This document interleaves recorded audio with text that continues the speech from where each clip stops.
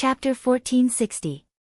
If one were to say that the first few steps that Mark Dooku had given people the impression that they could still vaguely see Duke's elegance between his brows, then with the last few steps, everyone was shocked to see that Mark Dooku had completely transformed into Duke Marcus. This magical performance made everyone who recognized Duke open their mouths in shock, unable to close them for a long time. Who is he? A young orc who grew up in Nagrand asked his compatriot from Azeroth. Looking at the row of fangs on his thick black iron armor, one could tell that this old orc was a centurion. The centurion had a complicated expression on his face. If they had not seen it with their own eyes, it would be hard to imagine that this rough, green face full of pimples could express such rich emotions. He is the orc's former nightmare, the current commander-in-chief of the Alliance, the demigod of Azeroth, Duke Marcus. To the older generation, and even the new generation of Azeroth orcs who had grown up, the name Duke Marcus gave them all kinds of complicated feelings. Why do we have to listen to a human's orders? The young orc from Nagrand was very direct. The ones who came to save them were orcs from Azeroth. Why did orcs have to listen to a human's orders? The old orc's sigh was filled with infinite sorrow. Child, 24 years ago, I was as young as you. At that time, our world was not as bad as it is now, but many people could no longer survive. With the dream of conquering a new world, we crossed the dark portal. At first, we were invincible, killing millions of humans and dwarves. Then, the Alliance led by Duke Marcus defeated us, using all kinds of methods to kill even more orc warriors. Many orcs from Azeroth were unwilling to talk about this part of history. This was the first time the young orc and the orcs around him had heard this story, and their mouths were wide open in shock. 24 years ago, the humans could defeat us. Today, they can do the same. But the human-led Alliance suppressed their hatred for us, because we all have a common enemy, the demons of the Burning Legion. In order to rush to our world to save you, we also chose to cooperate with the human-led Alliance. That's how it is. The elder centurion's explanation silenced everyone. None of the beast men knew what their future would be like, but no matter how bad it would still be better than staying in a world that was quickly being destroyed. This was why the orcs could maintain their fighting spirit even under the banner of the allied army. Compared to the beastmen's struggle, the Alliance's soldiers were much simpler. When they saw Duke's face, not only did it evoke their impression of this commander-in-chief, but it also evoked all the glory they had obtained. Those days of glory that only belonged to the Alliance lingered in the deepest recesses of the veteran's memories. From the darkest and most chaotic era, he saved humans, dwarves, gnomes, and elves from the despair of extinction, and finally achieved victory and revival. The eyes of the Alliance soldiers lit up. No one knelt on one knee, because that was a gift to the king. However, the Alliance soldiers had a more direct way of paying respect. Without any orders, they pulled out their swords in unison and raised the long swords in their hands high.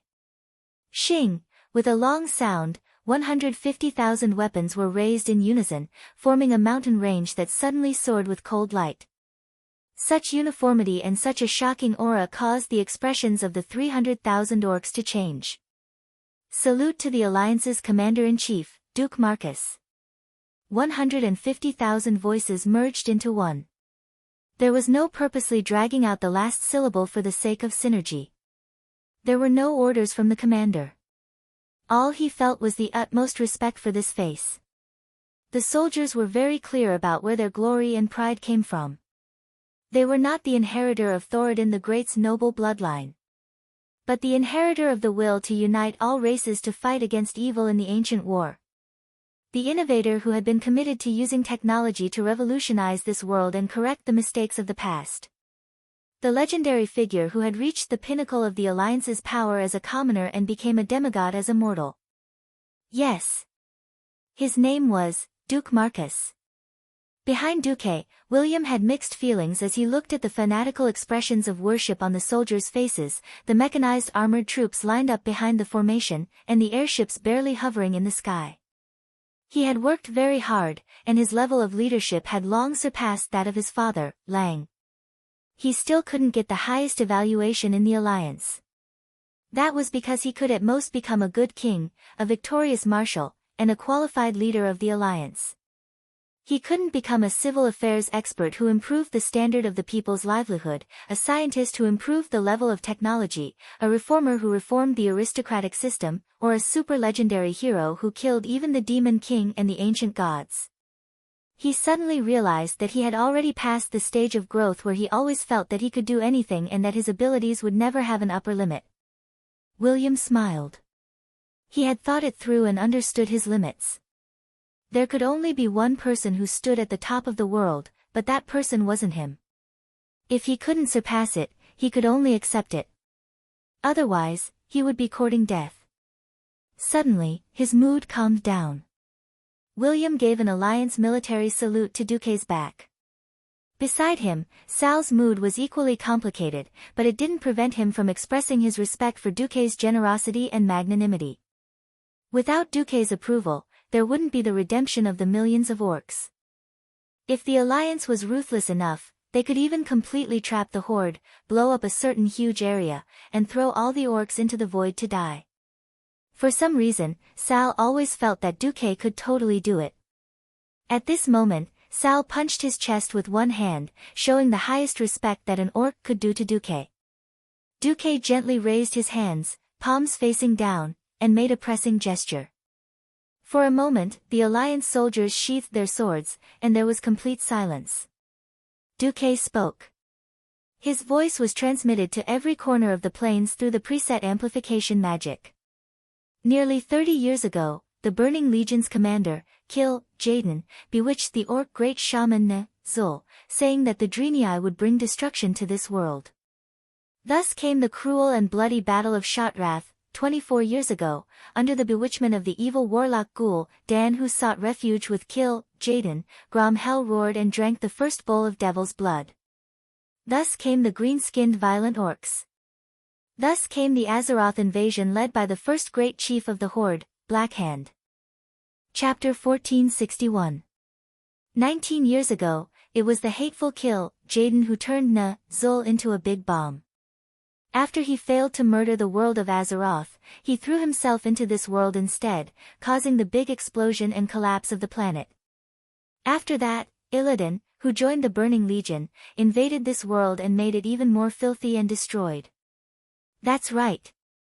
Even though the Alliance and the Horde, the humans, dwarves, elves, Draenei, and beast-men have all fought against each other in the past, and even now, there are enemies standing against each other. But as the witness of this cruel history, as the one who exposed the conspiracy, I, Duke Marcus, would like to say that all of these are the sins of the Burning Legion. As soon as Duquesne's voice fell, there was a big commotion below. First it was the Alliance, then it was the orcs. Because of the simultaneous translation by the backstage personnel, the broadcast on the orc side would be delayed by about a second. As a result, the reaction would be delayed by a second. The orcs who stayed behind in Draenor knew that they were suffering. The world had exploded, and the world was still collapsing day by day. They did not know when they would all die together. Not many orcs knew about the ins and outs of the matter. Even the wisest shaman in the clan only knew part of the content. Not to mention those who stayed behind, even the orcs on the side of Azeroth were not completely clear about this part of history.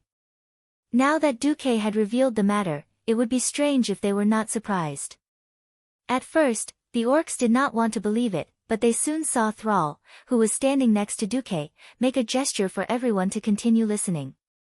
Before today, no one had thought that Duquesne would appear, and no one had thought that Duquesne would use such an argument. There was no doubt that such an argument was very popular, as it could minimize the hatred between the Alliance and the Horde.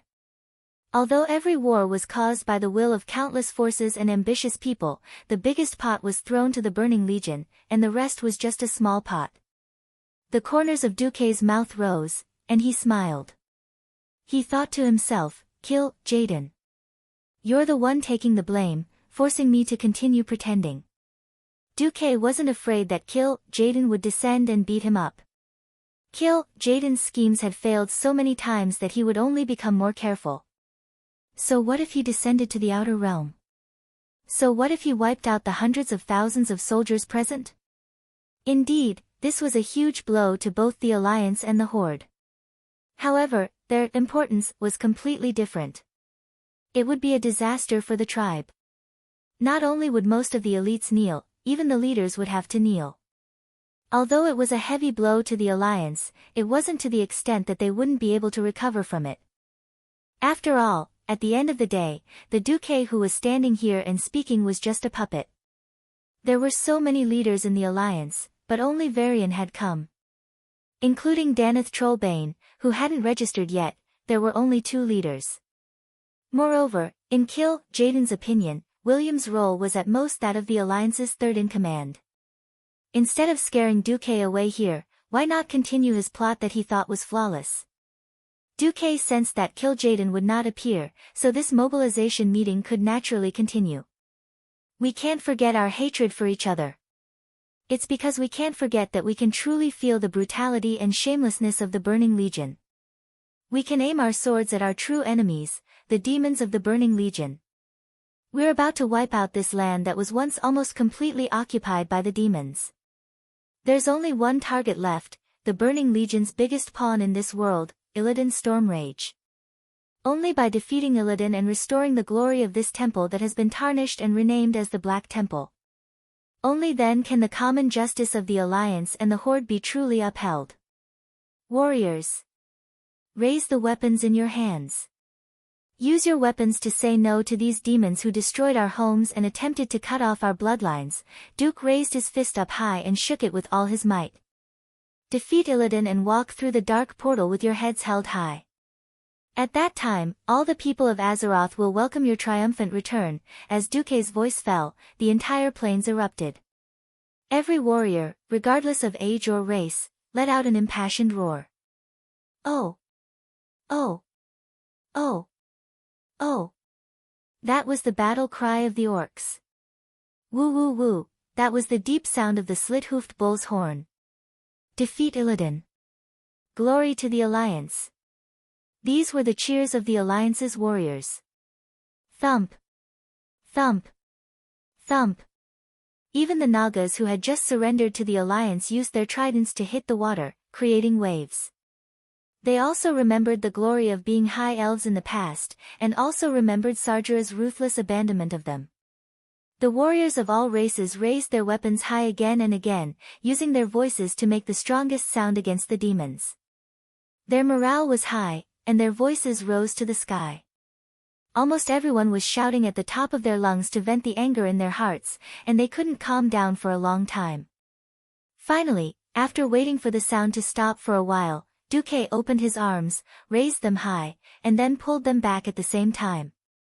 The Alliance's side immediately quietened down, and the Horde's side also calmed down after a while. Duque said loudly, "In the name of the Alliance's Commander-in-Chief, I hereby officially announce that from now on, attack, target the Black Temple."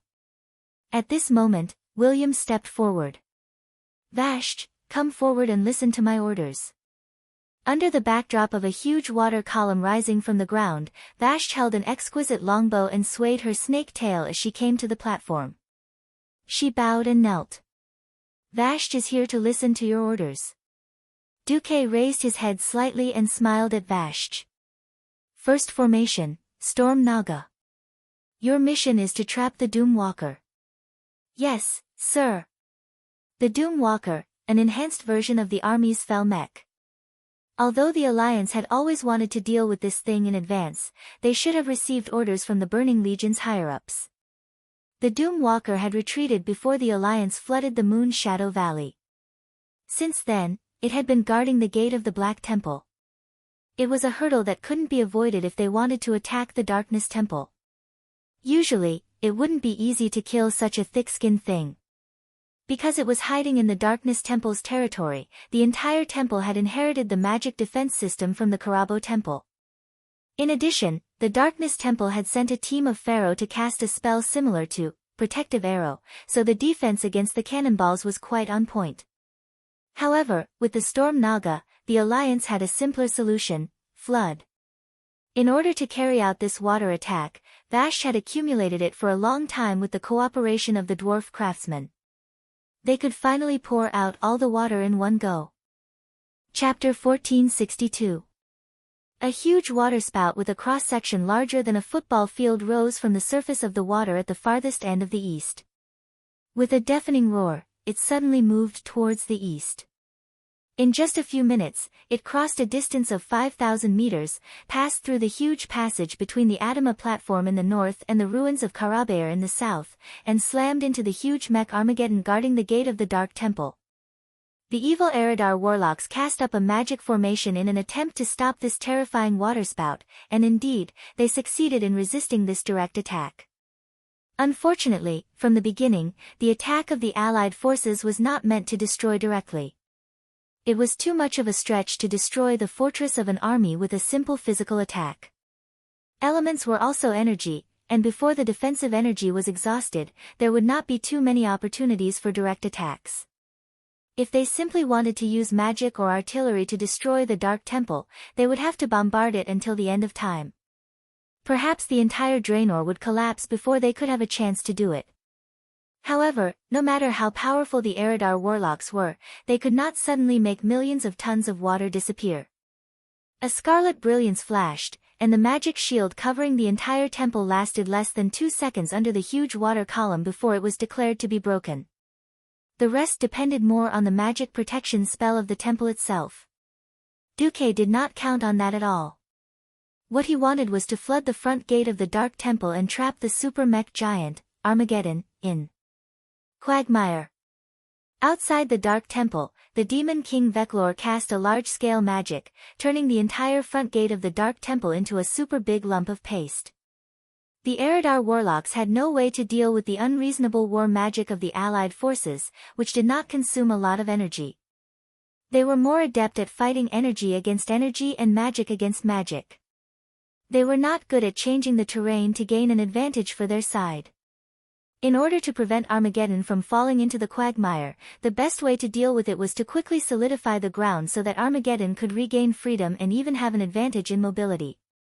Unfortunately, these Eridar warlocks were not good at earth magic in the natural series, nor did they know how to solidify the quagmire-like ground with wide-area frost magic. They watched helplessly as more than half of Doomwalker's body was submerged by the muddy water. At the bottom of the water to the west of Doomwalker, 36 high-grade Naga priestesses surrounded Vashj. Their cheeks trembled slightly, and a strange incantation sounded underwater, lingering on an ancient magic circle full of mysterious aura. Vashj, in her Naga form, opened her eyes and held 6 staves in her 6 hands, the tip of each stave bursting with bright light. Even in the murky water, the 6-pointed star magic radiance formed by the 6 tips of the staff was still shining in all directions. No! Stop that traitor! An Eridar warlock leader cried out in fear. No, the magic formation seems to have been damaged. A warlock replied. What? Any war-grade magic array would need to cover an extremely large area. This was the price that had to be paid to increase the power of a spell. Most mature magic arrays had gone through countless generations of modifications to become as concise as possible. Therefore, every magic rune on the magic array had its own irreplaceable function.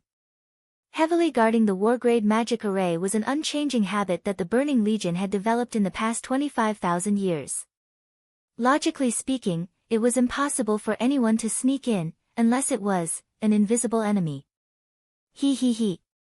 A cruel yet joyful laughter attracted the attention of a group of demons. A burly blue-skinned man appeared at the outermost end of the magic array.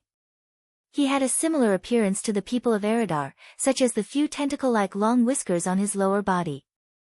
Unlike the people of Eridar, who still had good facial features in the midst of evil, his face was collapsed. His bumpy face seemed to be corroded by sulfuric acid. His protruding jaws had monster-like teeth, and a pair of eyes emitted a strange blue light. In an instant, the Eridar warlock leader recognized him and shouted his name in shock and anger, "Despicable broken Akama." If the people of Eridar hated the Draenei because in their eyes, the Draenei were traitors, then their hatred for the Broken was even deeper. Because the Broken was a Draenei who had a disfigured face and lost part of their sanity. In the eyes of the people of Eridar, this was an inferior product of a traitor. This kind of existence that tarnished the noble bloodline of Eridar should be completely eliminated from the world. Akama was originally a Draenei archbishop. Nearly 30 years ago, during the battle against the Fell Orcs, he was corroded by the poisonous fog during the Shotwrath explosion and became a broken. He lost the protection of the Holy Light and was later influenced by Nubadan to learn the teachings of the shamans. Akama led the Great Undeath Oath to fight against the Fell Orcs led by Magtheridon. But in this life, because Illidan gained the trust of Jaden, Magtheridon became his subordinate. This meant that Illidan didn't help Akama and take him and his broken subordinates as his subordinates. The only difference was that Illidan captured Akama once and continued to extract a part of his soul to make Akama's shadow. Then, Akama used the racial talent of the broken to escape. 500,000 troops attacking the Black Temple could not be hidden from anyone. When Akama took the initiative to contact the Alliance, hoping to help, Duque agreed. Obviously, Akama did a good job. He used a small magic dagger given by Duque to temporarily paralyze the protection circle of the Black Temple. Outside the temple, Duque's eyes narrowed. Akama succeeded. Silegia, it's up to you. Vasky smiled. Don't worry. The 6 staffs on her 6 arms shot surging magic at the front of the circle. Without giving the Eridar warlocks any time to react, countless seaweed-like plants began to grow wildly under the feet of Doomwalker. 1 meter, 10 meters, 100 meters. This strange seaweed not only had an extremely powerful entanglement, but it also had thorns on it. As long as there was a small gap on Doomwalker's body, the thorns would grow wildly inside. At the same time, the magical seaweed emitted bursts of yellow fluorescence, giving the Alliance's artillery fleet a clear indicator. Faint attack force, open fire. On the new flagship, the foolish Queen Ellie, Bulang gently waved his arm. Immediately, the old warships led by the Black Pearl began to approach the Black Temple at high speed and bombarded the main body of the temple. The purpose of the fierce attack was not to destroy, but to contain the magic defense of the Black Temple that could possibly recover. When Bulang saw that the last magic shield was destroyed, he finally ordered, Royal Brothel Team, listen up. Target, Doomwalker. Chapter 1463. All the shooting elements had been adjusted before the battle. Even taking advantage of the slow reaction of the Darkness Temple, many battleships had already completed the test firing. In fact, he couldn't blame the Darkness Temple for their slow reaction, because after recruiting Vashj, Duque confirmed one thing: Illidan had been missing for almost a year. It was purely the 4 members of the Illidari Council under Illidan that maintained Illidan's rule in the Outland. When there were no major events, the Illidari Council was still able to control the situation. Now that the Alliance army had led nearly 500,000 people to attack, the Illidari Council panicked. The most troublesome thing was that in order to balance the council and prevent his subordinates from having too much power, Illidan specifically set the number of people in the council to 4 and instigated them to oppose each other. Now, no one was willing to submit to the other, and they couldn't even make an effective stop. Wind direction is stable. There will be no air turbulence for the next minute and 30 seconds. Target locked. Fire.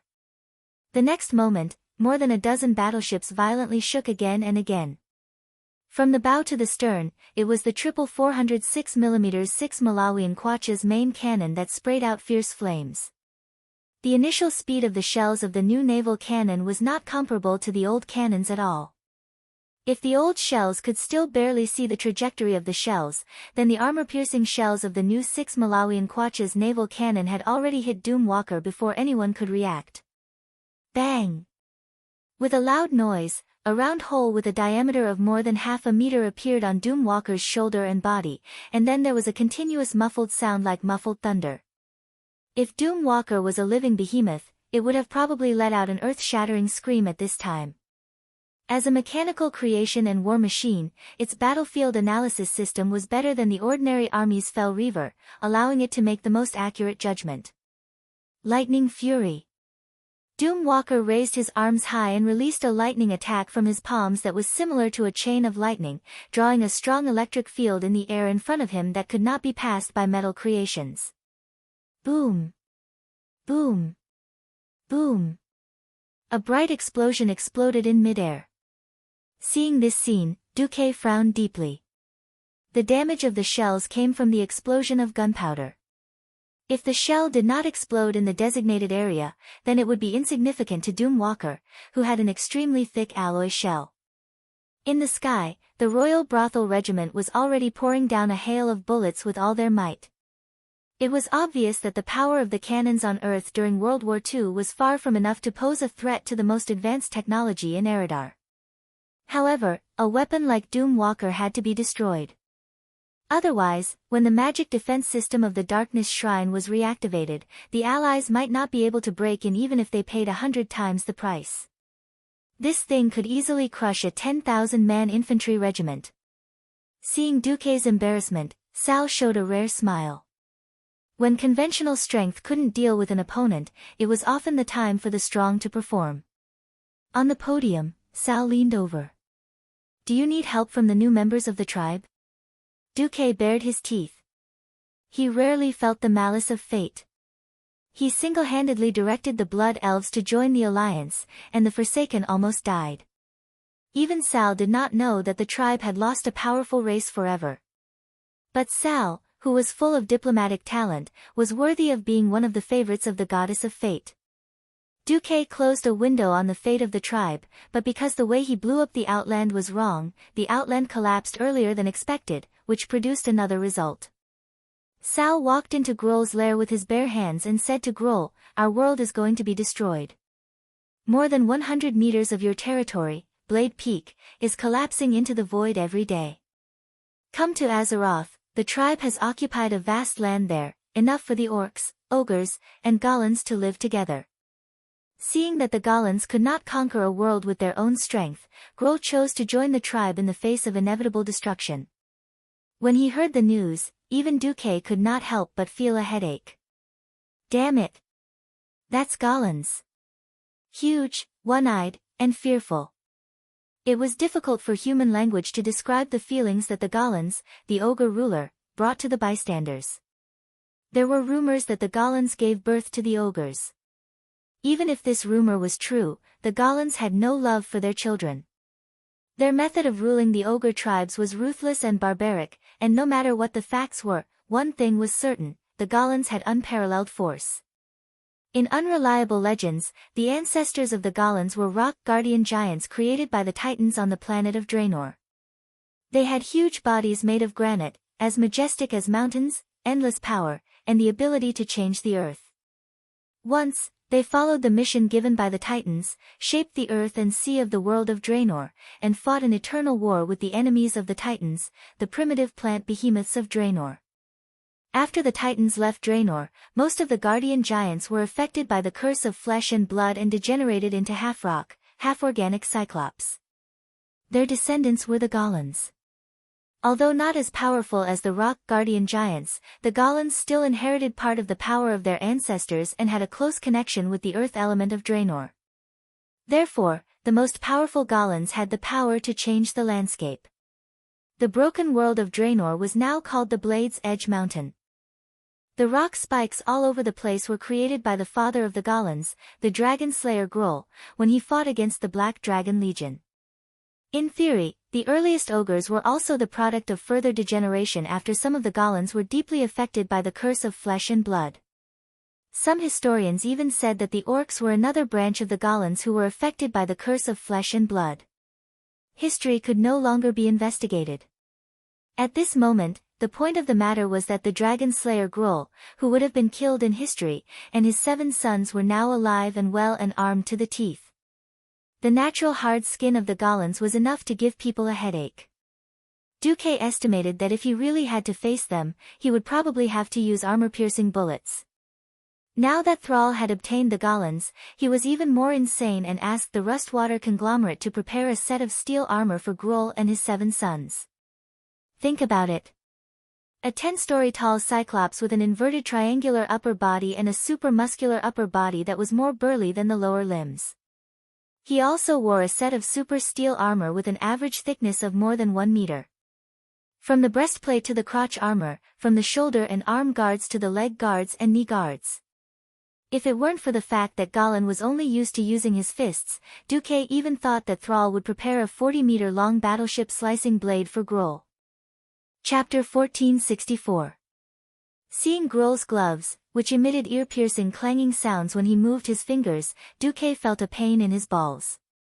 The only fortunate thing was that the goblin's steel forging skills were not up to standard. Grohl did not use it for long, and several positions of the steel armor exploded due to the poor quality. Even so, Grohl, the king of Galan, who had a demigod body, was still rising in strength. But no matter how strong Grohl was, he was now a thug of the alliance. Duque did not hesitate and directly ordered, Saleja, make way for the tribe's Grohl. Yes, master. Vashj, who was underwater, raised her 6 arms high. On the edge of the plain, a huge crack appeared beside the muddy water. Everyone saw an unforgettable spectacle on the surface of the wide lake. They saw a white line visible to the naked eye appearing on the surface of the lake in the distance. The white line extended from the slightly higher plain, through the open space between the plain and the Darkness Temple complex, to the main entrance of the Darkness Temple, where Doomwalker was.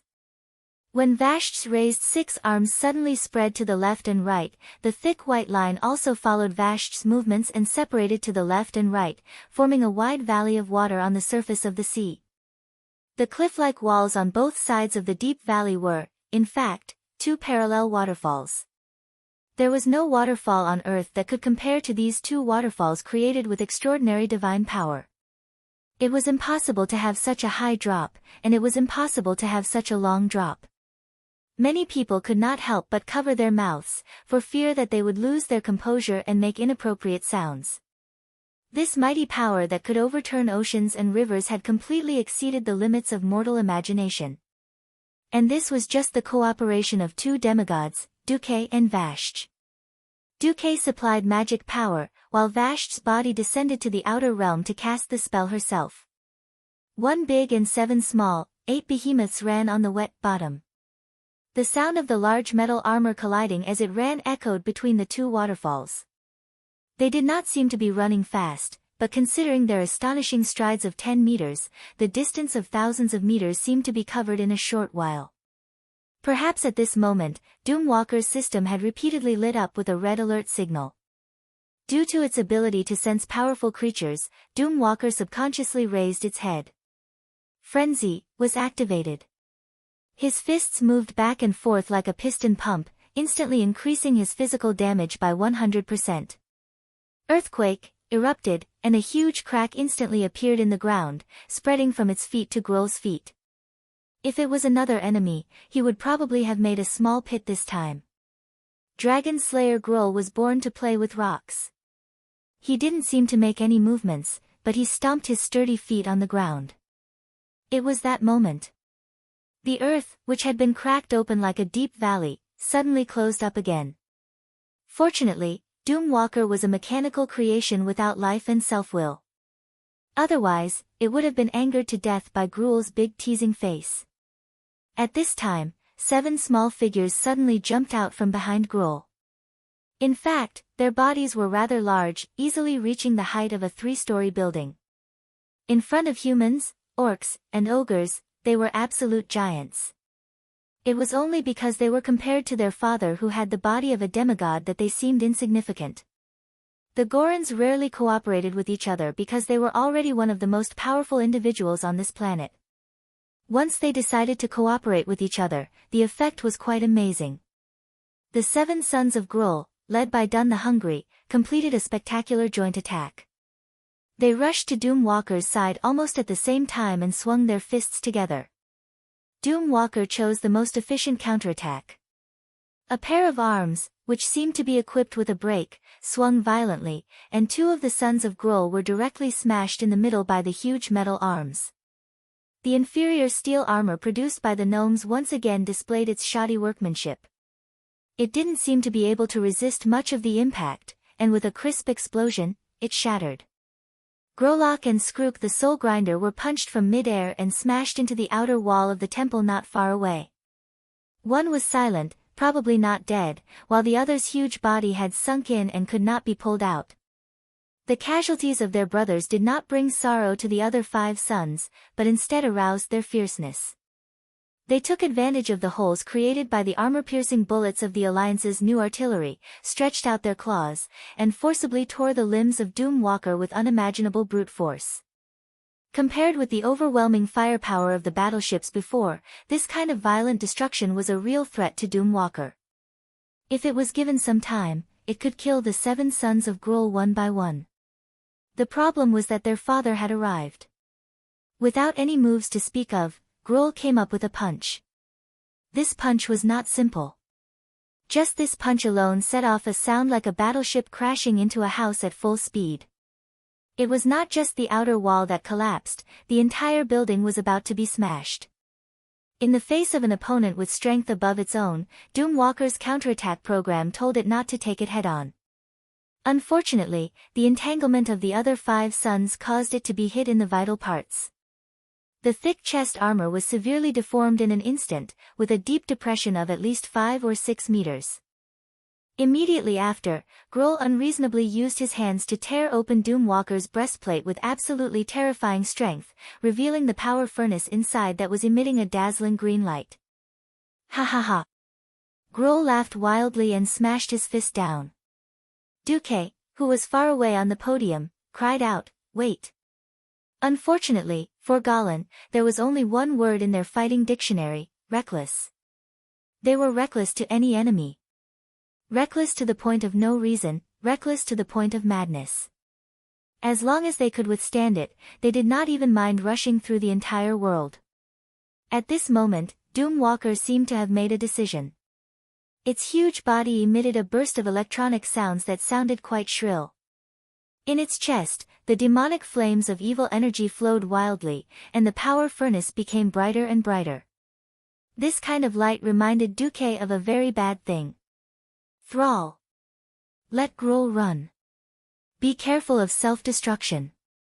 Thrall's command echoed in Gruul's ears through magic. However, Gruul, who had lost his mind a little, smashed his fist on the shockingly bright power furnace that seemed like it would collapse at any time.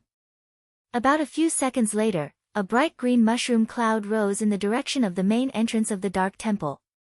Thrall was dumbfounded. I told you to kill your opponent, not to kill yourself. Chapter 1465.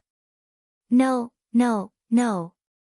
Sal, who was standing next to Duque, did not hide his concern for Gruul the Dragon Slayer at all. Now the Horde was a generation behind the Alliance in terms of technology. If there were no professionals, if the Alliance went to war with the Horde, it would be like modern people fighting primitive people. Falling behind in science and technology wasn't something that could be fixed just by catching up. Sal thought hard and sadly found that the Horde was backward in all aspects.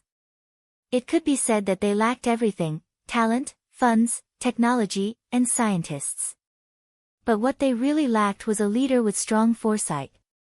As a leader, making decisions was an unavoidable responsibility. Every day, there would be people running to Sal, hoping to get the support of the Horde to invest funds and manpower to research a certain new technology. Sal was very depressed because he found that most of the people who came were goblins, and almost all of them wanted to scam money. What Northrend rubber planting plan, what Barrenland shaved ice production line. At first, Sal just threw people out, but later when it was too much, he killed them. Only then did the group of crazy goblins calm down.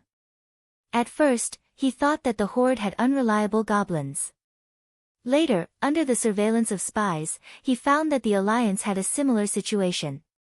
The High and New Technology Development Bureau, led by the master craftsman Jurban, reviewed more than 10,000 inventions or research applications from different races every week, of which less than 1% would be submitted to Duque for decision. Duque often only took half a day to review these applications, and even had time to read through the filtered applications. Those who should get out of the way would get out of the way, and those who should be killed would be hanged on the spot. Those who were recognized by Duque would often be personally explained or revised by Duque, and after some hard research, officially become the leader of new technology in the Alliance. Not just once or twice, but almost every time. King Tarinas did not feel it during his 15 years as the leader of the alliance, but in the past 9 years under Duque's rule, the alliance's technology could be said to have exploded. Sal did not want to admit it, but he had to admit that there was no one like Duque in the entire horde who could go straight to the point without taking any detours. He was simply a monster leader of new technology. He also hoped that the horde could have such a genius. If there was, he would even be willing to give up his position as chief. Unfortunately, there weren't any. It seemed like he would never be able to lead the tribe to surpass the alliance.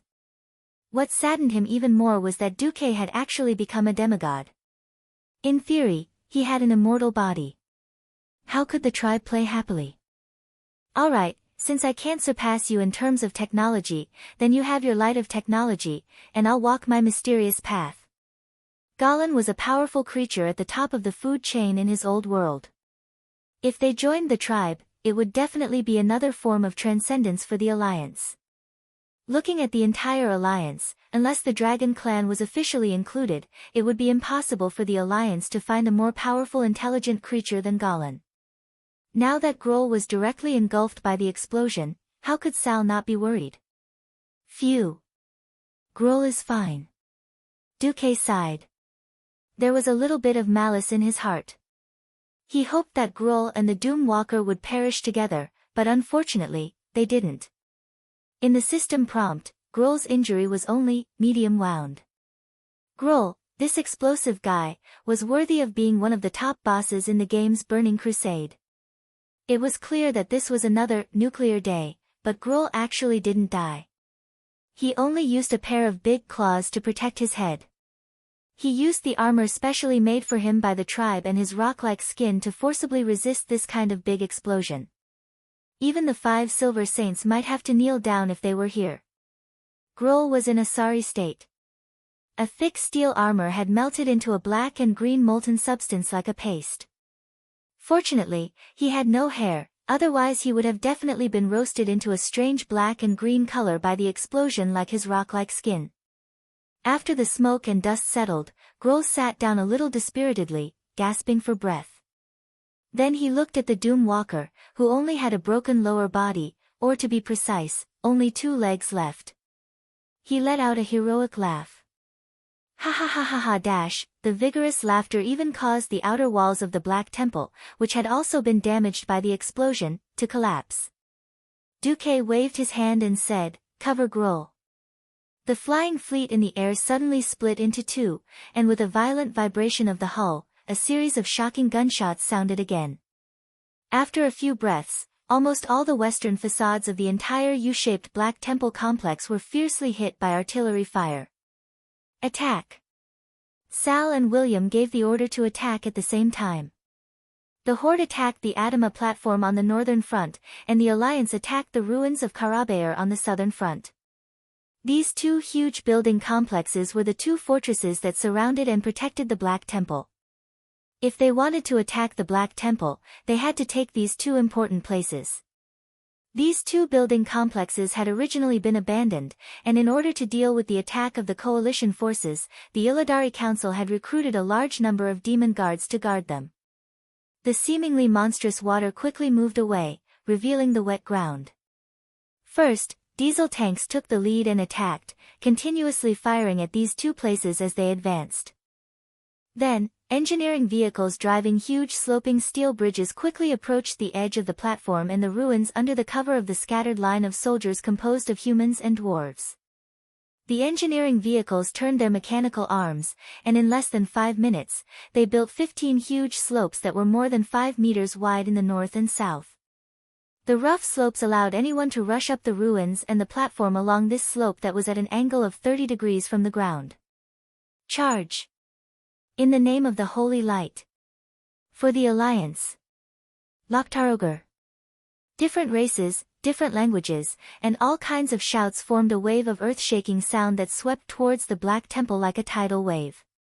Even though the sound waves washed over the dark green walls and reflected back, it still shocked the eardrums of everyone several kilometers away. The tide of tens of thousands of soldiers swept through most of the land in front of the Black Temple, and the vast scene of tens of thousands of soldiers attacking under the cover of tanks could no longer be described in any language of this era.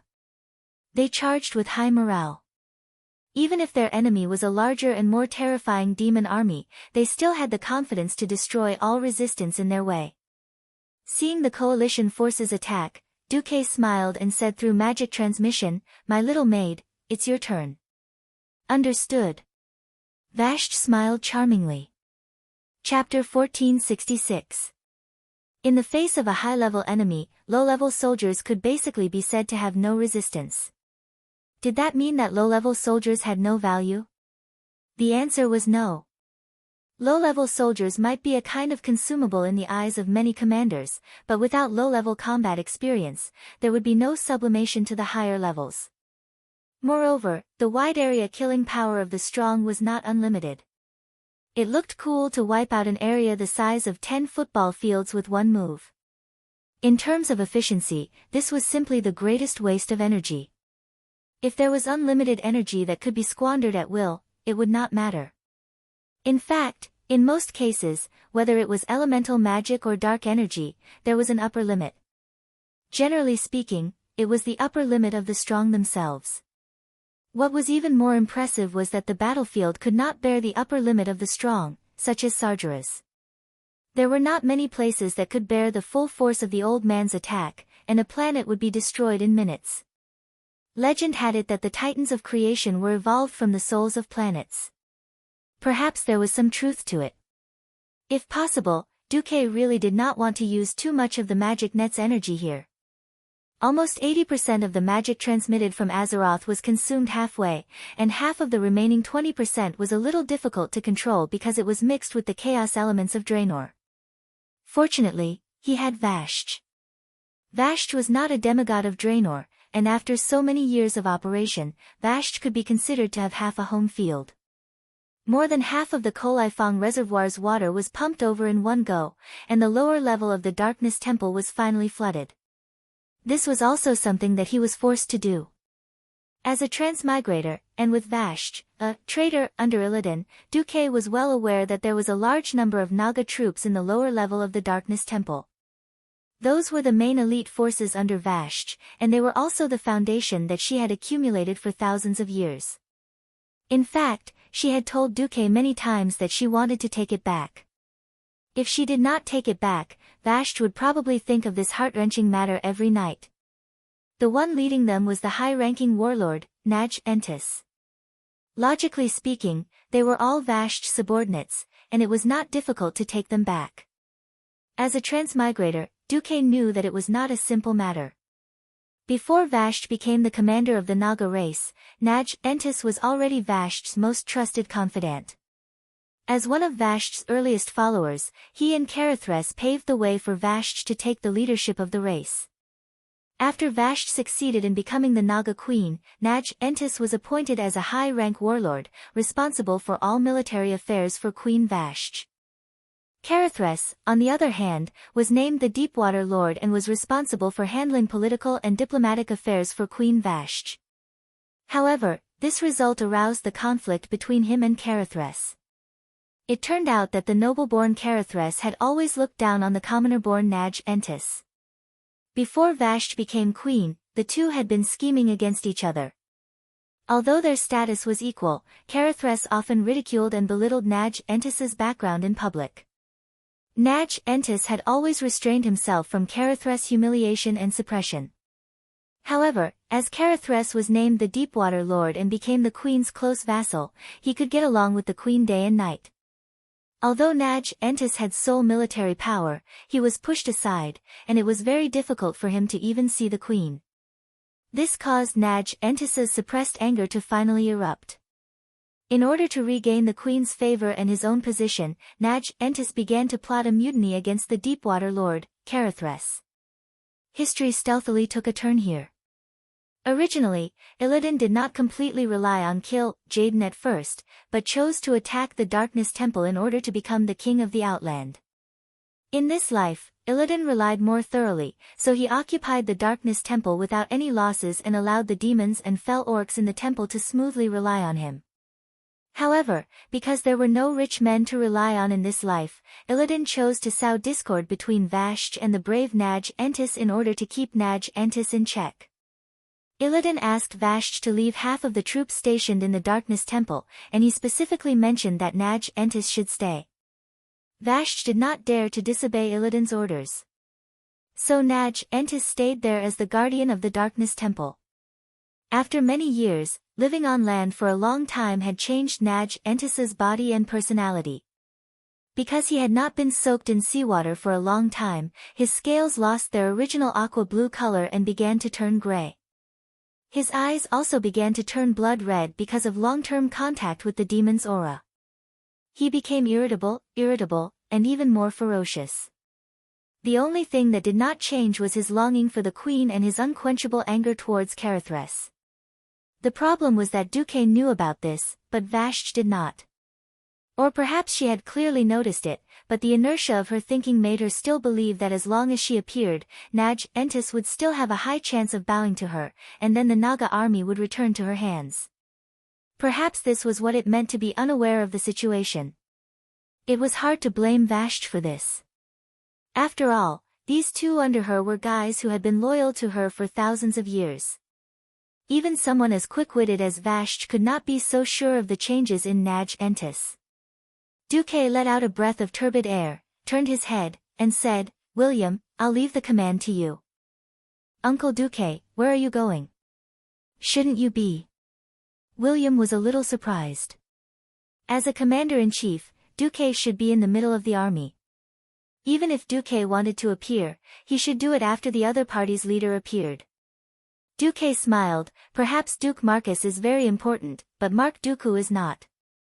Duque could make as many of these delicate remote-controlled puppets as he wanted. After saying that, the phantom magic on Duque's face faded, and he turned back into Mark's appearance. William bared his teeth. Anyway, he could not do anything to this uncle of his, who was already a demigod. On the other side, in the water channel of the Darkness Temple, the turbid water that contained evil energy gave Vashj quite a headache.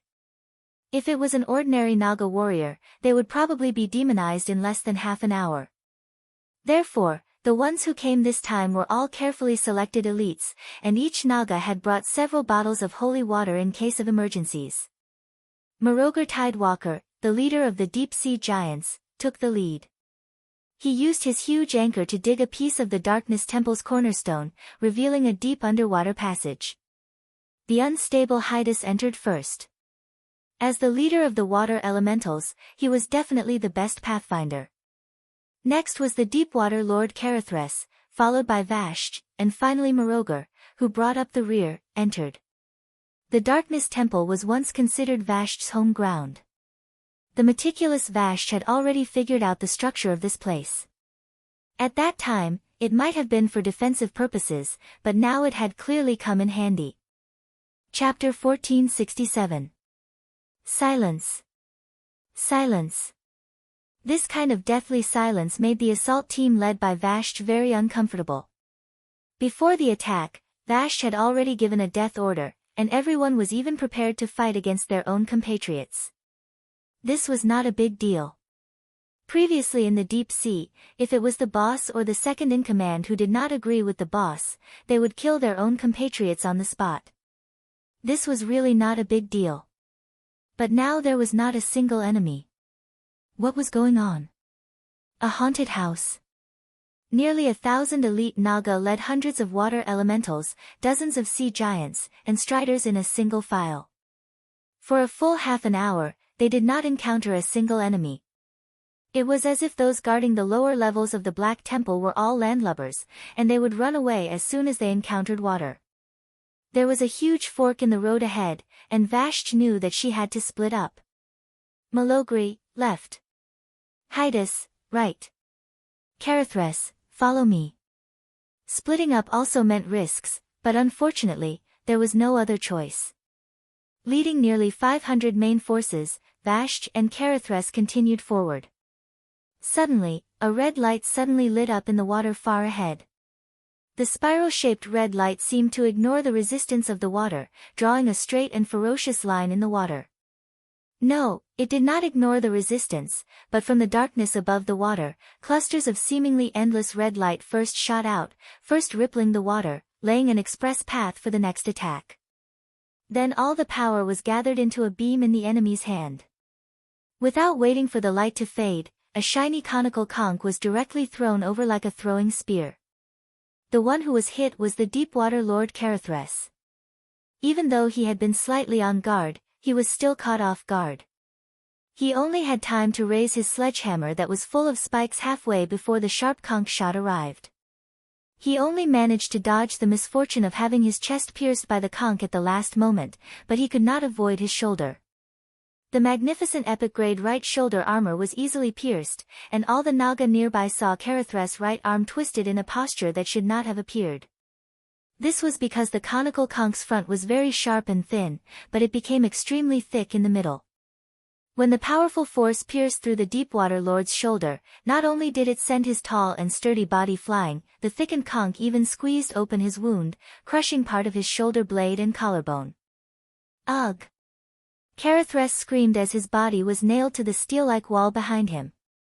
In the relatively clear water, everyone could see that the huge wound was still covered in thick veins of blood. The blood swirled along with the current and spread out in the water. Vasht's face immediately darkened. The high elven language that contained magic spread from the water into the darkness above the surface. Na, in, tu, si, this was the wrath of the queen. He was also angry at his former subordinate for attacking him without even greeting him. Even if they were enemies, this sneak attack still made Vasht feel deeply humiliated. The water level suddenly dropped, as if some machine was draining the water from the underground passage. Vasht suddenly took out a trident from her space storage bag and stabbed it into the water. Most of the water had been drained away, and what was left was only enough to soak Vasht's lower body. This was enough. The high ground in front was suddenly lit up, and the light of the magic lamp illuminated the surroundings as if it was daytime. After a short moment of discomfort for the Nagas on Vasht's side, everyone saw that it was a huge rectangular space the size of a football field. On the high platform, a snake-tailed monster with red skin and scales was staring at Vasht. Na, in, tu. If the initial roar represented Vasht's anger, then the current call was a kind of, perhaps pity, or perhaps it represented uncertain feelings. It was difficult to regard the monster in front of them as a Naga. He could barely be considered a male Naga in appearance, but there were already too many differences in his physiological structure. At first glance, he was bigger than most of the male Nagas. He had skin and scales that were completely different from Nagas, and there were many pairs of red cone-shaped spikes on his thick snake tail, which reminded people of the tail of a giant dragon. Although he still retained the thick arms unique to male Nagas, the two wings on his head that were unique to Nagas had all disappeared. The nostrils and eyes had degenerated to the point where they were almost invisible, and the entire front of the head was like a smooth ostrich egg. It was just that the lower jaw was even more terrifying. Originally, a male Naga would have a mouth of sharp teeth. Now, there were only a few huge canines on his lower jaw, each tooth larger than a human fist. You, demonized? Vasht's face was full of shock. Na, Intu did not answer, but instead stretched out his thick left hand with great reverence. Your Majesty, you are even more beautiful. No. Have you recovered your previous beauty? Vasht's face quickly changed from shock to coquettish. You're wrong. In fact, from the beginning of the fall of Azhara, I have always maintained my beauty. Relying on the ultimate transformation that my lord, Duke Marcus, gave me. After saying that, with Carathress's low groan of pain as the background, Vasht changed back into her high elf form in a burst of light. A head of shiny red hair, an impeccably delicate face, and an exquisite and curvaceous figure that was intentionally or unintentionally posed in an S shape was perfect and enchanting. Vasht smiled faintly. Are you envious? Are you jealous? It doesn't matter. Come back. Na, Intu, and you are already my subordinate. I am already a true demigod of Azeroth. I can remove the curse on you and let you become that tall, handsome, and heroic you again. It had to be said that Vashti was very good at winning over her subordinates. Restoring the glory of the High Elves from 10,000 years ago was the greatest wish of these Nagas who had been suffering in the deep sea for 10,000 years. Now, the hundreds of Naga elites around her had all begun to learn ultimate transformation, and dozens of them could barely maintain their elven form for more than half an hour. Although Vashti could not break Enzo's curse for so many subordinates in one go, it was at least a thought. Who knew that the trick that most Nagas had tried thousands of times would be rejected by Na-in-tu-an? Na-in-tu-an pointed at Carathress, who was struggling, and sneered, "Your Majesty. Please forgive me for refusing. I have no interest in being a subject under your majesty with that guy who only knows how to flatter." You, Na-in-tu-an raised the sharp white conch in his right hand, which was his exclusive weapon. "Your Majesty Vashti, I've had enough of your ambiguity. I know that every female Naga likes to use this trick against male Nagas. In fact, it works a lot of times because you females are always stronger than males. But today is different, I am stronger than you now. So I will defeat you and make you my wife, serving me for the rest of your life." Chapter 1468. Vashti's heart skipped a beat, and her face turned completely black. Not far away, the Deepwater Lord Carathress, who was still nailed to the wall, stopped struggling. It was as if the pain in his right shoulder had suddenly disappeared, and a playful expression appeared on his face. As a member who had personally experienced the Battle of the Twin Tower ruins, he knew very well how terrifying the power of the Lord's subordinates was. Although he had not seen the Lord in action so far, just the power he saw was enough to crush the entire Storm Naga clan, let alone a small Naj Entis. He did not speak, but shouted happily in his heart, "Idiot! You're finished." Vashti, whose face was still bathed in the spring breeze half a second ago, was now only left with a bone-chilling chill. Vashti's slender fingers clenched into fists. Her arms trembled slightly, and she gently exhaled half a mouthful of foul air. With a flash of light, she returned to the appearance of a six-armed female Naga. Although there was no longer the terrifying snake hair at the back of her head, the scattered red hair slowly floated under the stirring of mysterious power. The aura of the Colaifang Queen made her appear dignified without being angry. The sonorous female voice spread, and even caused slight ripples on the water surface. "Naj Entis. For the sake of your loyalty to me for thousands of years, I will give you one last chance. Immediately. Immediately. Surrender to me and bind yourself. Kneel in front of my lord, Duke Marcus, and beg for his forgiveness. Otherwise, no one in this universe will be able to save you. Your new master, Illidan, can't. Your master's master, Jaden, can't either. Unfortunately, ha ha ha. My beloved wife, this joke is not funny." Naj Entis laughed wildly, and his rugby-shaped head opened wide. The ear-piercing laughter echoed in the not-so-bright underground sewer. Vashti sighed, "Goodbye, Naj Entis. Give up, only because of the arrival of an existence." Vashti lowered her hands and changed back to her human form again. But this time, she did not wear the queen's unique costume, but a set of white lace-made clothes. She obediently moved her feet with small, quick steps until she reached the back of a human mage who had been standing there for some time. Naj Entis suddenly opened his eyes.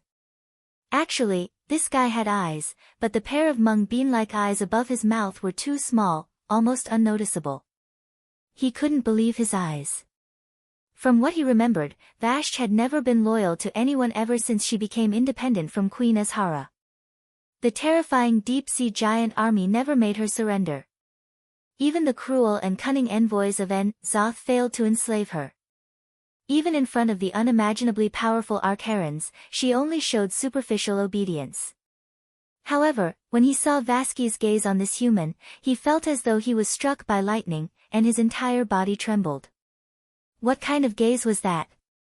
That kind of absolute blind follower was like a fanatic. The kind of subservience that unknowingly placed oneself in a low position. It was the kind of fanatical love that seemed to have found the only meaning of life. Is she still the strong Naga queen who fought for her own world in the dark and terrifying deep sea? No dash, with a shrill and furious cry, Naj Entis threw a huge spine needle at the little human mage. It was an extremely slender and sharp conch spine needle. Any creature with an absolute strength of less than a ton that was nailed by the spine needle would never be able to pull the spine needle out with their own strength, and could only bleed to death. Naj Entis wanted to nail the hateful human, nail his limbs, and let him bleed to the last drop of blood in despair. Duque didn't seem to react at all, even maintaining a smile on his face. He stood with his hands behind his back, as if he didn't see the spine needle that was rapidly expanding in his field of vision. However, in the next moment, a big hand with only 4 fingers appeared out of thin air and easily caught Naj Entis' spine needle. 2 huge humanoid creatures that were almost identical appeared. "You want to attack our lord, have you asked us, brothers?" The Kiraji twin emperors appeared in shock. At this moment, everyone understood that it wasn't that Duque didn't want to make a move just now, but as the boss, how could he personally come out for a small high-rank warlord? No. He shouldn't even let the twin emperors appear. Because the difference in strength caused by the rank was too great. If Naj Entis was a strong man with a demigod body, it would naturally be appropriate to send the twin emperors out. But everyone noticed that Naj Entis was just an idiot whose body had been greatly strengthened by the demonic blood. His strength hadn't even stepped into the demigod realm. Calling out the twin emperors in this situation meant that Duque was unhappy. Perhaps the twin emperors had not been in battle for a long time, so they had the ugly appearance of being unable to take down Vashj a while ago. But the 2 brothers obviously had a better grasp of people's hearts. Their strength was obviously not equal, but they still called out the 2 brothers. There was only one meaning: Duque wanted a big victory, a crushing victory. Not giving Naj Entis a chance to escape, the twin emperors rushed over together. Ha, ha, ha. Vecnalas used 4 continuous sword lights to deflect the spine needles that shot from above, below, left, and right in one breath. Vec Lor was even more fierce, completely disregarding everything, using his strange physical immunity constitution to directly crush them. Don't underestimate me. Come out. Tide. Naj Entis fiercely swung his long tail full of spikes to the ground, and the water level that was originally only knee-high suddenly soared, swelling into a huge tide. Vec Lor snorted coldly and spat out 2 words, "Ice seal." The huge wave that had just risen froze in an instant, turning into a huge ice sculpture. At this time, the Sword Emperor Vecnalas had already rushed to Naj Entis' side. Roar! The high-ranking warlord roared, and the large conch that was his weapon slashed horizontally like a battle axe. The Sword Emperor sneered and casually pressed down on the Kiraji Emperor sword. It seemed that the conch was larger and heavier. But the moment the 2 heavy weapons collided, it was completely different. Naj Entis was horrified to feel the other party's earth-shattering strength, which was completely beyond his ability to resist. In one exchange, his weapon was knocked away. "Who are you?" Naj Entis exclaimed. The Sword Emperor didn't move in the slightest, just a slightly nobler insect under my lord's command. With that, he flew up with a kick and sent Naj Entis' huge body, which weighed at least 2 or 3 tons, flying. This wasn't the end. Suddenly, Naj Entis found that the ground, walls, and even the ceiling were cracking from all directions at the same time. It felt like an earthquake, because whether it was the ice or the stones of the underwater passage, they cracked at the same time and fell straight into the underground space. Chapter 1469. Whether it was the ice or the solid stone walls and pillars of the dark temple, they were like underwater to this mysterious creature, unable to stop it at all. And from the sound, there was more than one. What the hell is this? Vashj's subordinates were a little frightened. Just then, they heard Vec Lor's announcement. Go! Oro's children. Dismember that overconfident little demon. When the creatures lurking underground suddenly pounced out from the ceiling, walls, and underground at the same time. Vashti and her subordinates finally remembered where they had seen these terrifying creatures. During the battle in the ruins of the Twin Towers, the Alliance had used these earthworm-like creatures to dig holes. This time, they were used as weapons of war, and the effect was equally amazing. When Oro's children moved forward, they opened their mouths, and the thousands of teeth in their big mouths kissed and bit, and they could dig a big hole in the ground. The 6 crab-like legs behind the mouthparts moved gently, and they could push their bodies to move faster. Finally, the cracks on the hard stone spread to the ice layer condensed by the Demon Emperor, causing the ice layer to crack and shatter, splashing in all directions. Naj Entis, who had just been kicked away by the Sword Emperor and was still dizzy from the fall, seemed to see an illusion. When he opened his eyes, he saw countless triangular teeth that seemed to grow out from every corner of the world. Under the contrast of the scarlet muscles of the mouthparts, they spun and pounced at him. "Don't even think about killing me." Naj Entis waved his conch, and several spine needles shot into one of the squirming mouthparts. This time, the spine needles that had been tried and tested were no longer effective. Naj Entis could clearly hear the sound of his spine needles breaking. Then the broken spine needles, along with the ice and stones, were swallowed into those teeth. Naj Entis finally panicked. The most correct way to deal with this kind of underground creature was to dodge first and then attack the side of the mouthparts. But now, above, below, left, right, front, and back, all 6 directions had revealed wriggling mouthparts. Just this formation alone was enough to make him wish he was dead, let alone the Twin Emperors outside, glaring at him like a tiger watching its prey. Naj Entis tried to break out of the encirclement, and sure enough, he was blasted back by the Sword Emperor. Feeling the stench, Naj Entis finally despaired. No! He frantically swung his conch-like weapon, but in the next second, the Oro descendant on the right swallowed the conch along with his right arm. Next was the left arm, then the tail. Every one of Oro's descendants had bitten a part of Naj Entis's body. At this time, a cruel light bloomed in the eyes of the Twin Emperors.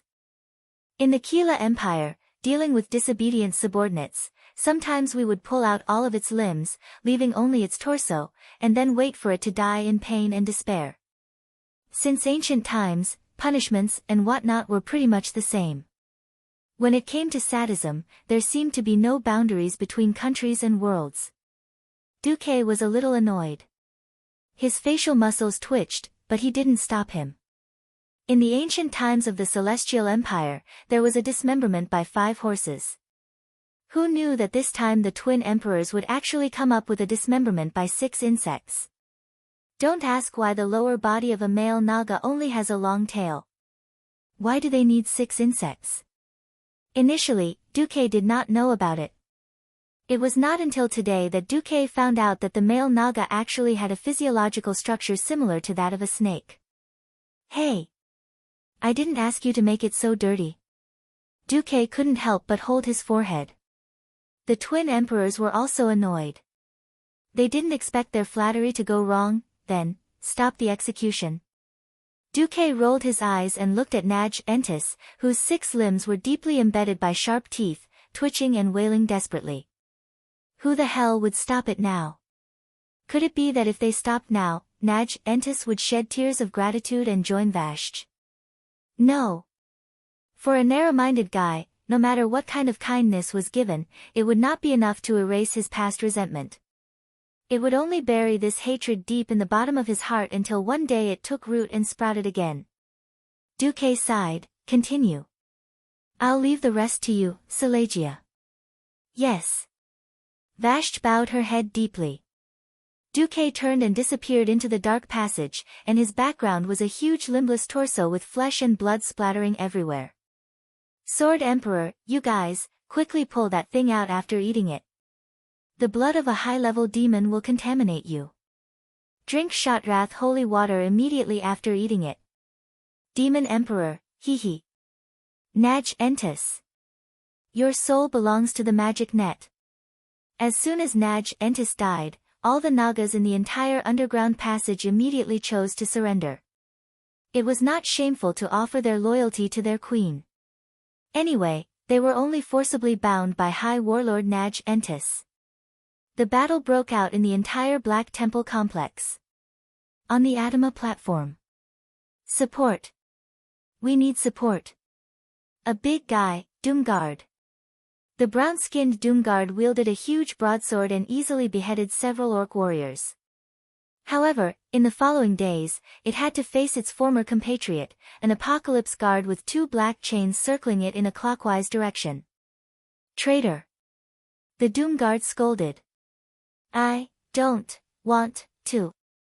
The Doomguard enslaved by the Warlock had a ferocious look on his face. He tried to resist the Warlock's control, but failed again and again. He could only desperately swing his sword at his compatriots. The demons enslaved in the Legion fortress had now become one of the core siege weapons of the tribe. The ruins of Karabair in the south. Faced with the attack of the Doomguards, the Alliance's approach was completely different. Similarly, the defense warriors went up to resist the first wave. Those who could resist the first wave would receive help from their companions. Those who were not so lucky were directly knocked dozens of meters away and fell heavily to the ground. Even more unlucky, their shields and heads were cut in half and turned into corpses.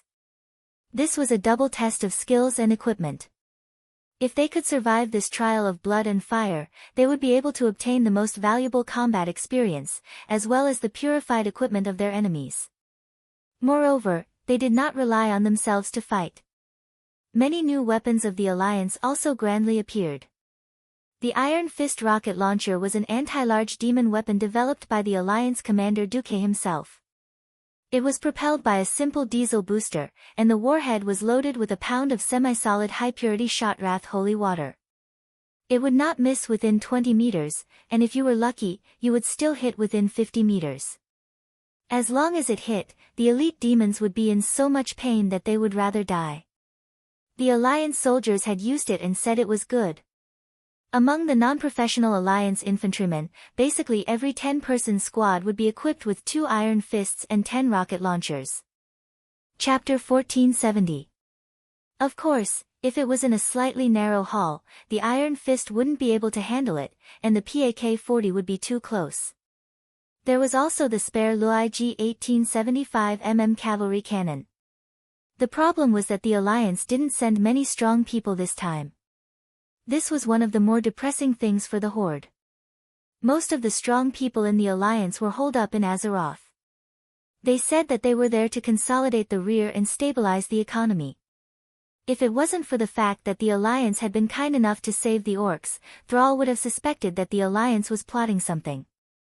Originally, this kind of cannons that were spread out in a herringbone shape were quite easy to use. At least 3 skilled cannoneers were needed to operate it well. It wouldn't be a problem for the muscular dwarves to do it and drag it away. Logically speaking, it should be called an infantry cannon. First of all, this wasn't the real PAK-40. Because it was for indoor use, the shameless Duque directly made it a weaker version. The length of the rifling was reduced from 2.4 meters to 1.5 meters, and the length of the cannon was reduced from 3.7 meters to 2 meters. The bugs were also tough. After a battle, the bugmen warriors were fine after more than 100 cannons. If it was a human, their organs would have been dislocated and they would have died. In the assault team, every 200 people was equipped with a PAK-40 75mm cavalry cannon.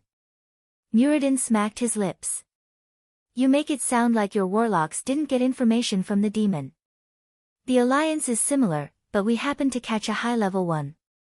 The problem was that Duque was very confused about this strange thing.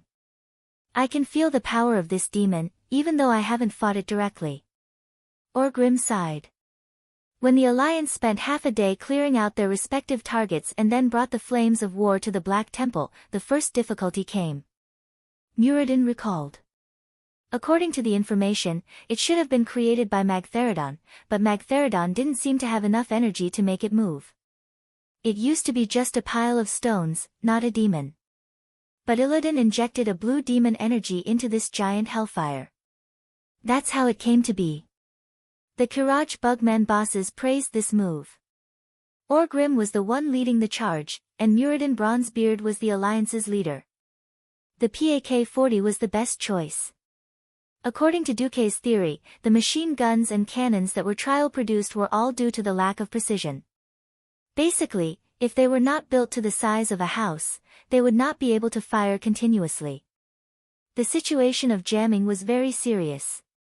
When it wasn't so urgent, the dwarves invented a very shameless tactic, which was to directly install this kind of cannon on the back of the Karaji insect mount. Duque didn't know what he was doing, but the Alliance's technology tree was a little off. The Horde and the Alliance were using their own methods to train their warriors on the northern and southern battlefronts.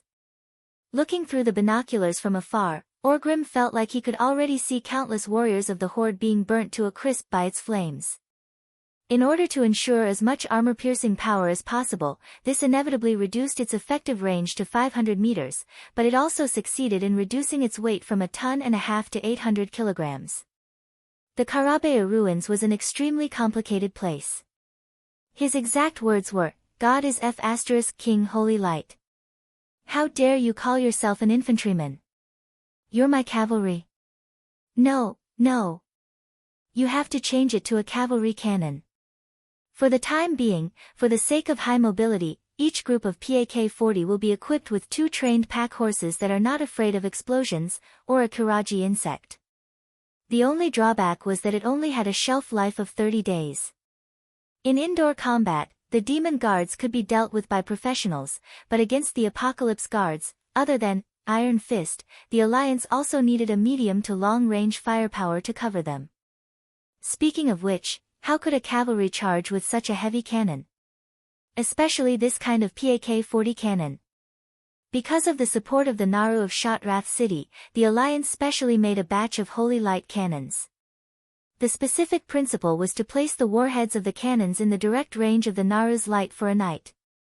Then within 30 days, any demon below the rare elite level would all be killed in one shot. The Infernals were least afraid of close combat. This curve-firing short-range artillery was similar to a mortar. It was similar to a mortar, but it had a penetrating power that a mortar did not have. In general, it was not as powerful as the PAK-40 against large demons. Because the total weight was less than 300 kilograms. Although Duquesne's instruction was to find a horse to lead it, when it was urgent and the distance was short, the dwarves directly carried it. Soon, the Alliance soldiers knew how far-sighted their commander was. After announcing that Vasht's Naga had occupied the lower waterway of the Black Temple, the Alliance soldiers passed through the military ramp that the Naga had built and came to the platform in the middle of the Black Temple. There was a training ground that was at least the size of 10 football fields. Now, even the brakes were saved. And because they had been dealing with large enemies recently, the machine guns and automatic rifles that should have been developed were all gone. Instead, cannons that were close to the level of Earth's World War II were made. There were too many soldiers and too few long-range soldiers. I really don't know where the Alliance's accurate intelligence comes from. Orgrim complained a little. Duque was also speechless. I know, Supremus. Orgrim's face was obviously conflicted. In the past, this was the place where Illidan trained Illidari's troops, and now in front of the Alliance were waves of demons. Demon guards, hellhounds, infernals, and a few huge abyss lords. It couldn't be helped, the tribe was almost entirely made up of muscular men. If it wasn't for the Sun King Anastrian's forgotten pharaoh, the tribe could be said to be full of melee fighters.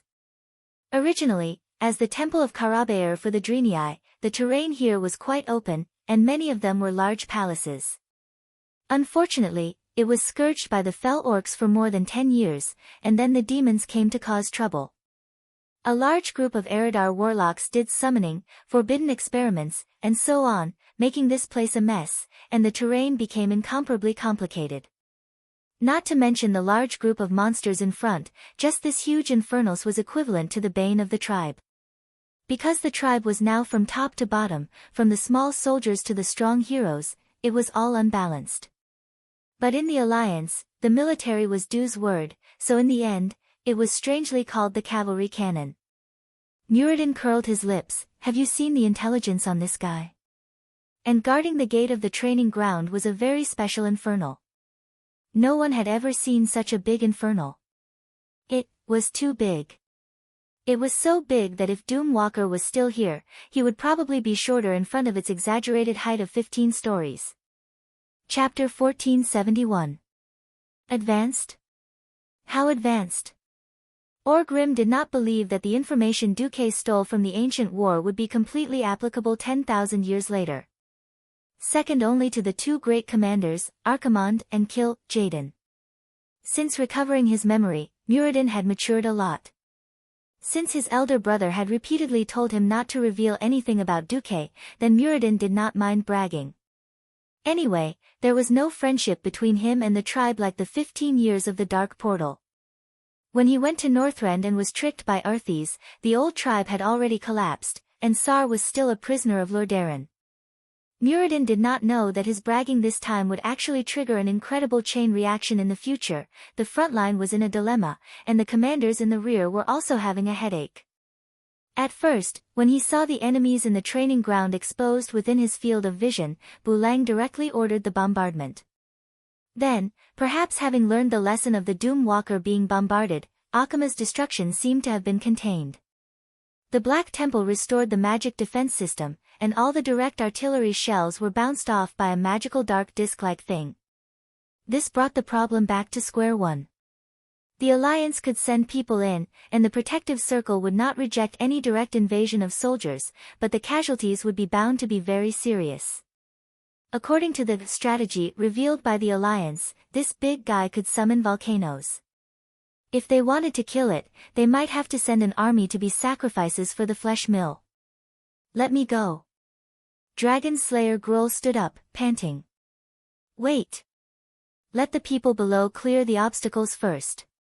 Those demon bastards don't have to send out the Dragon Slayer. Besides, the Alliance hasn't made a move yet.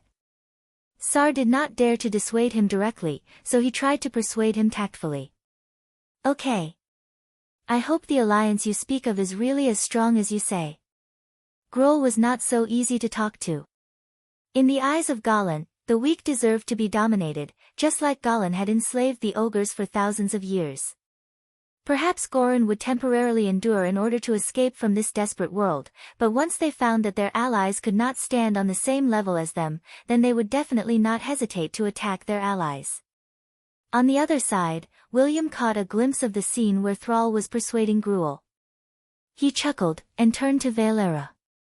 Although having an extremely powerful uncle puts me under a lot of pressure, sometimes I wish Uncle Duque could be more powerful. Valilla shrugged and returned the little, I know look. Duke Marcus had never disappointed the alliance. Not in the past, not now, and not in the future. Indeed, Duque's voice came from the commander-level magic communication network. All troops, retreat. Leaders, please start reading the information of the leaders of the Darkness Shrine. The expression on Sal's face was a bit interesting. Did Duque's words mean that this big guy who gave anyone a headache was already a piece of cake? At this moment, Duque, who was sitting upright in Karazhan, crossed his legs and enjoyed the massage service of the Windrunner sisters. Perhaps the descendants of the magic element were too troublesome.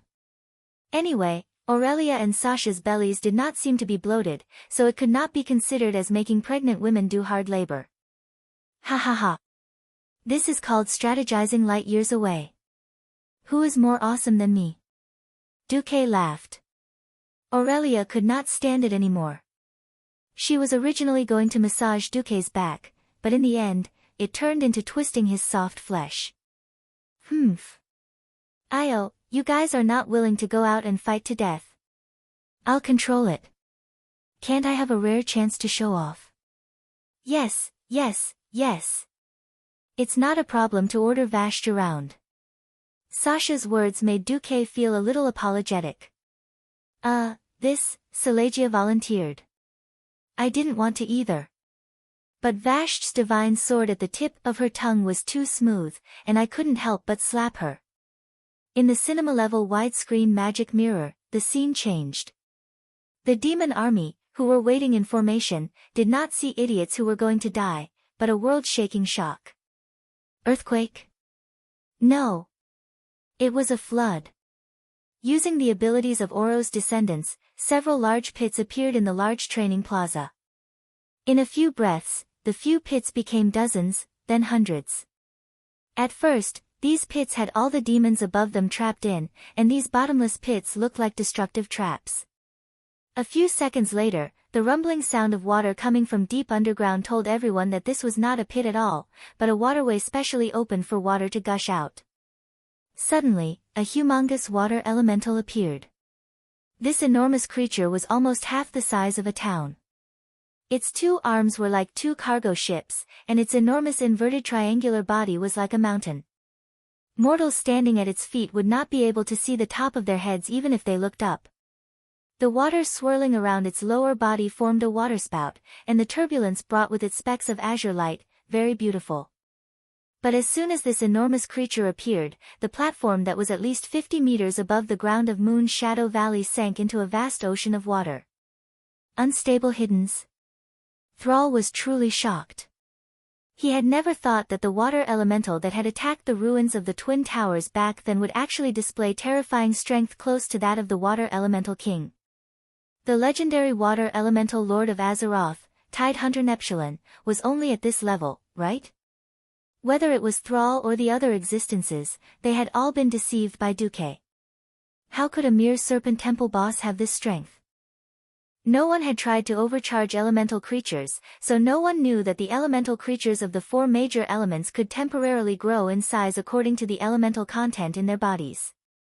What Duque was doing now was just temporarily pouring the water elemental from the Draenor weave into Hidden's body, making this guy temporarily grow like a balloon.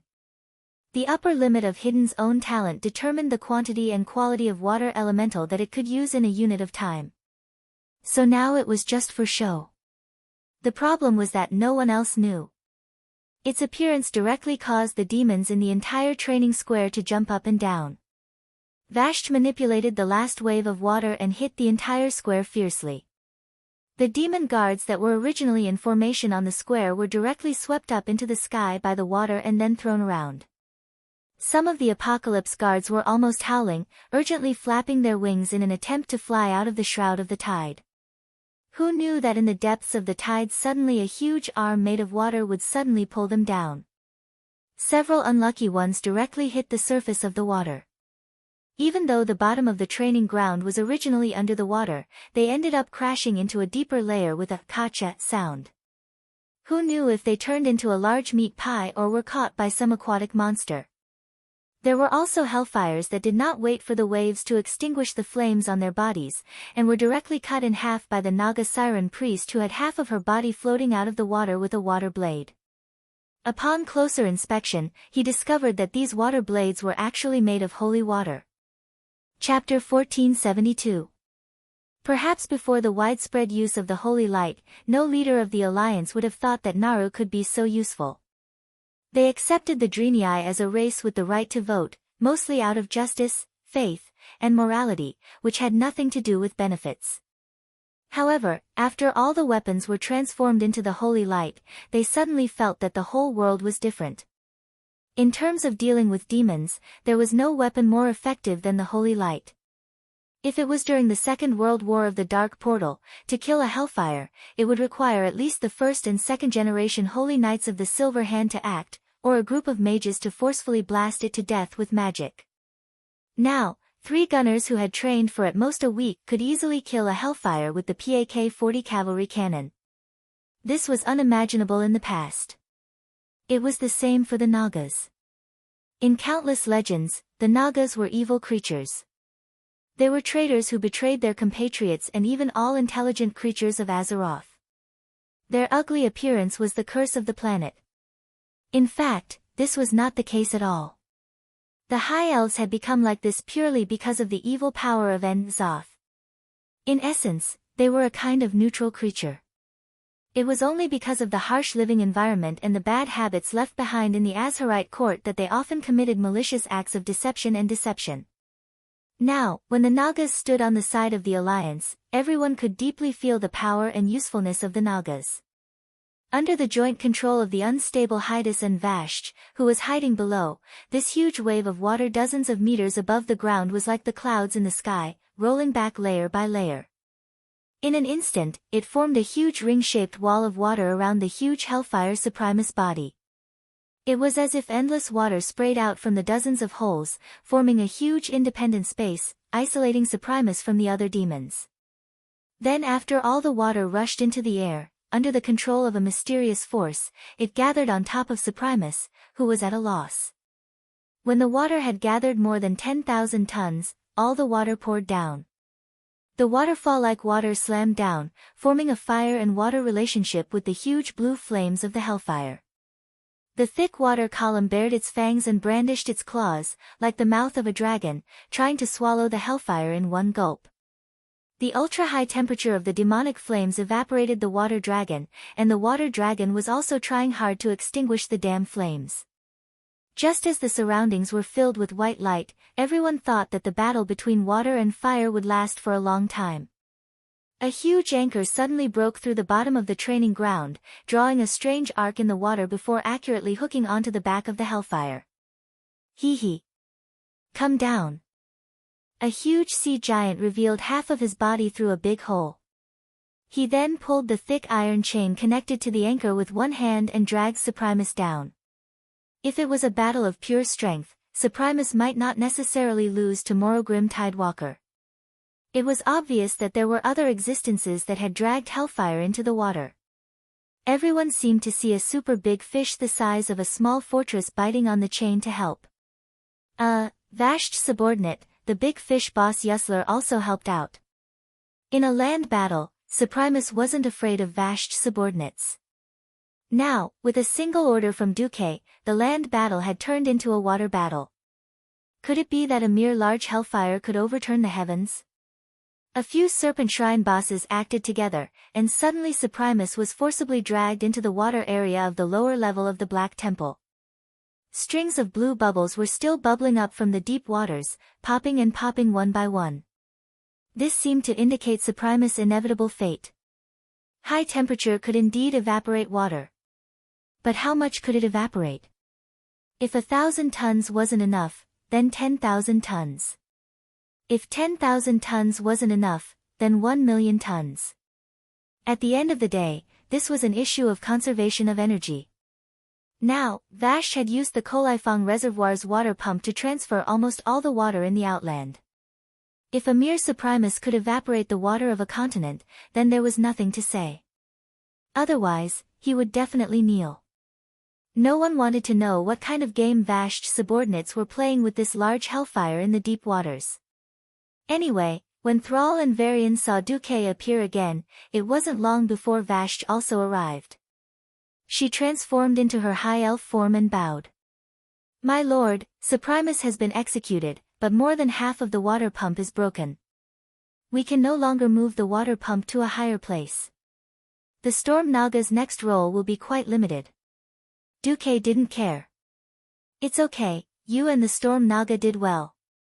There will be scribes who will record the credit for clearing the supply line and taking care of the Doom Walker, Nagitus, and Supremus.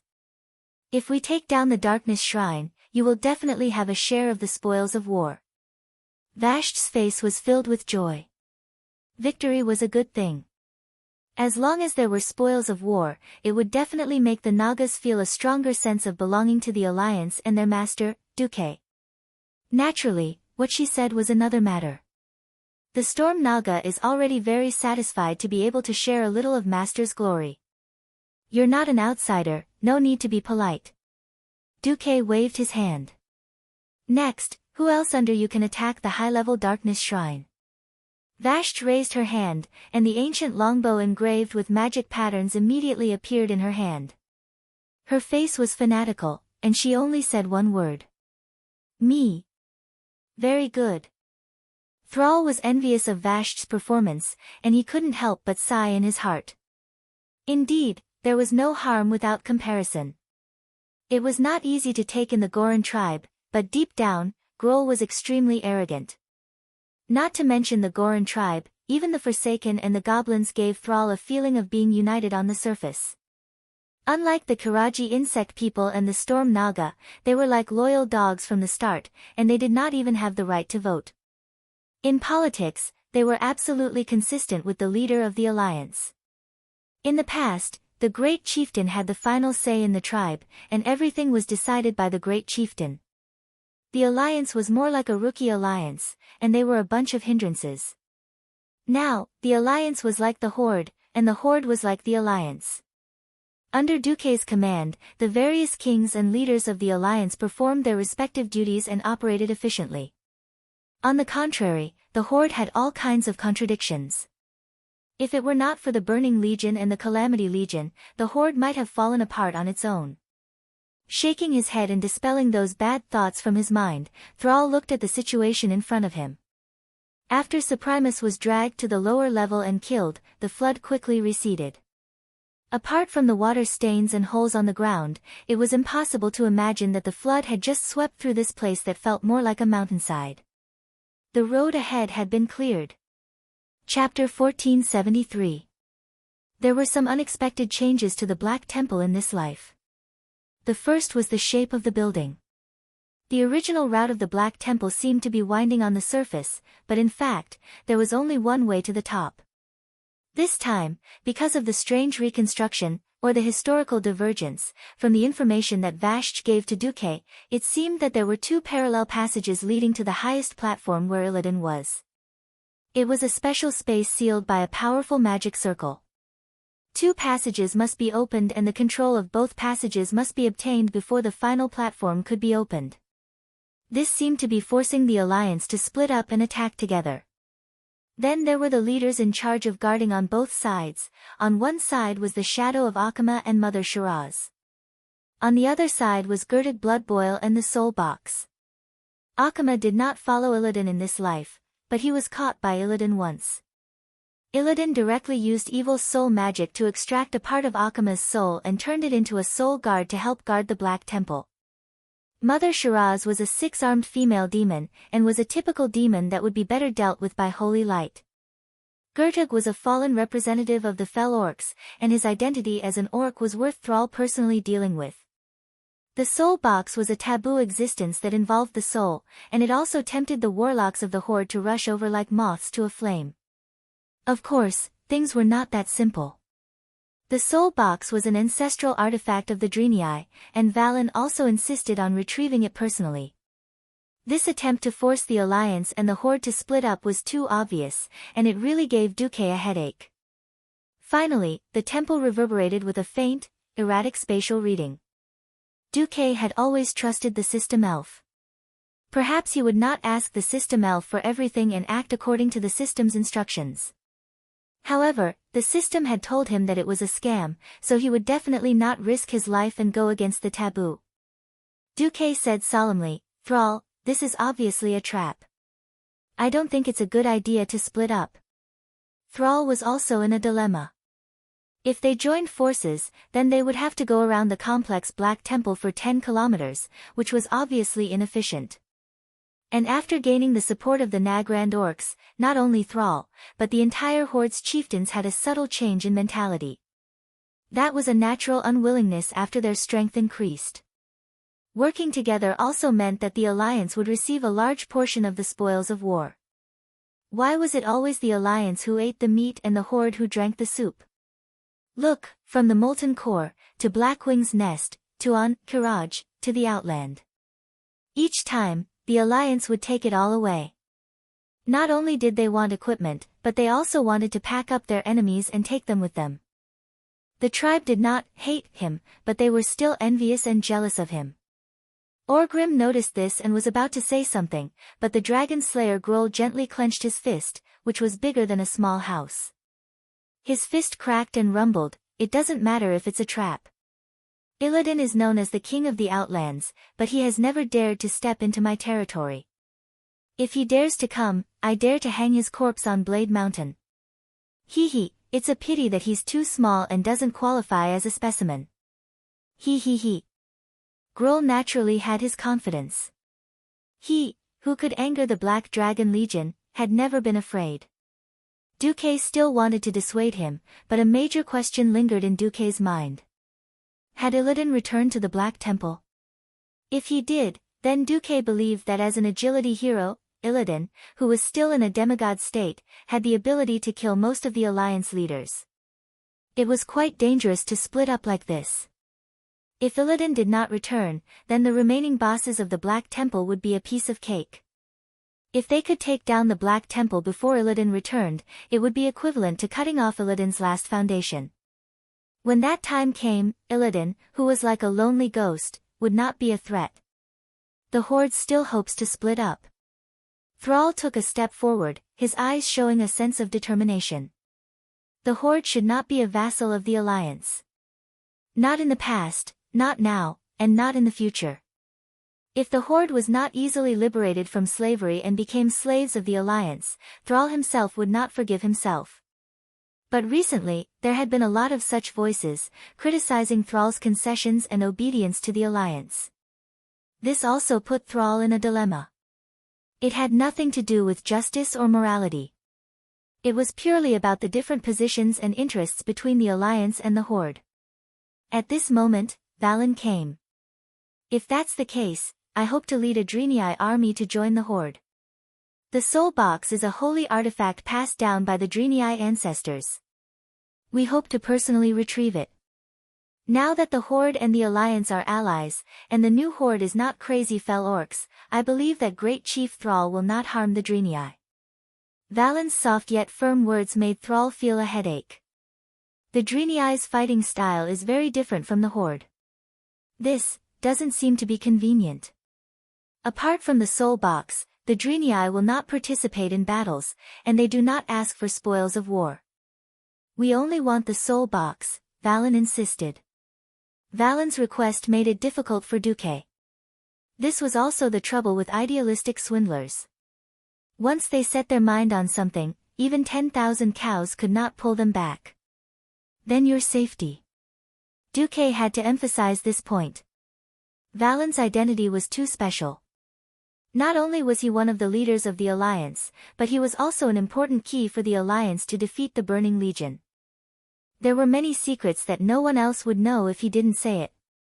However, Valen could be considered to be divided into two in the original history.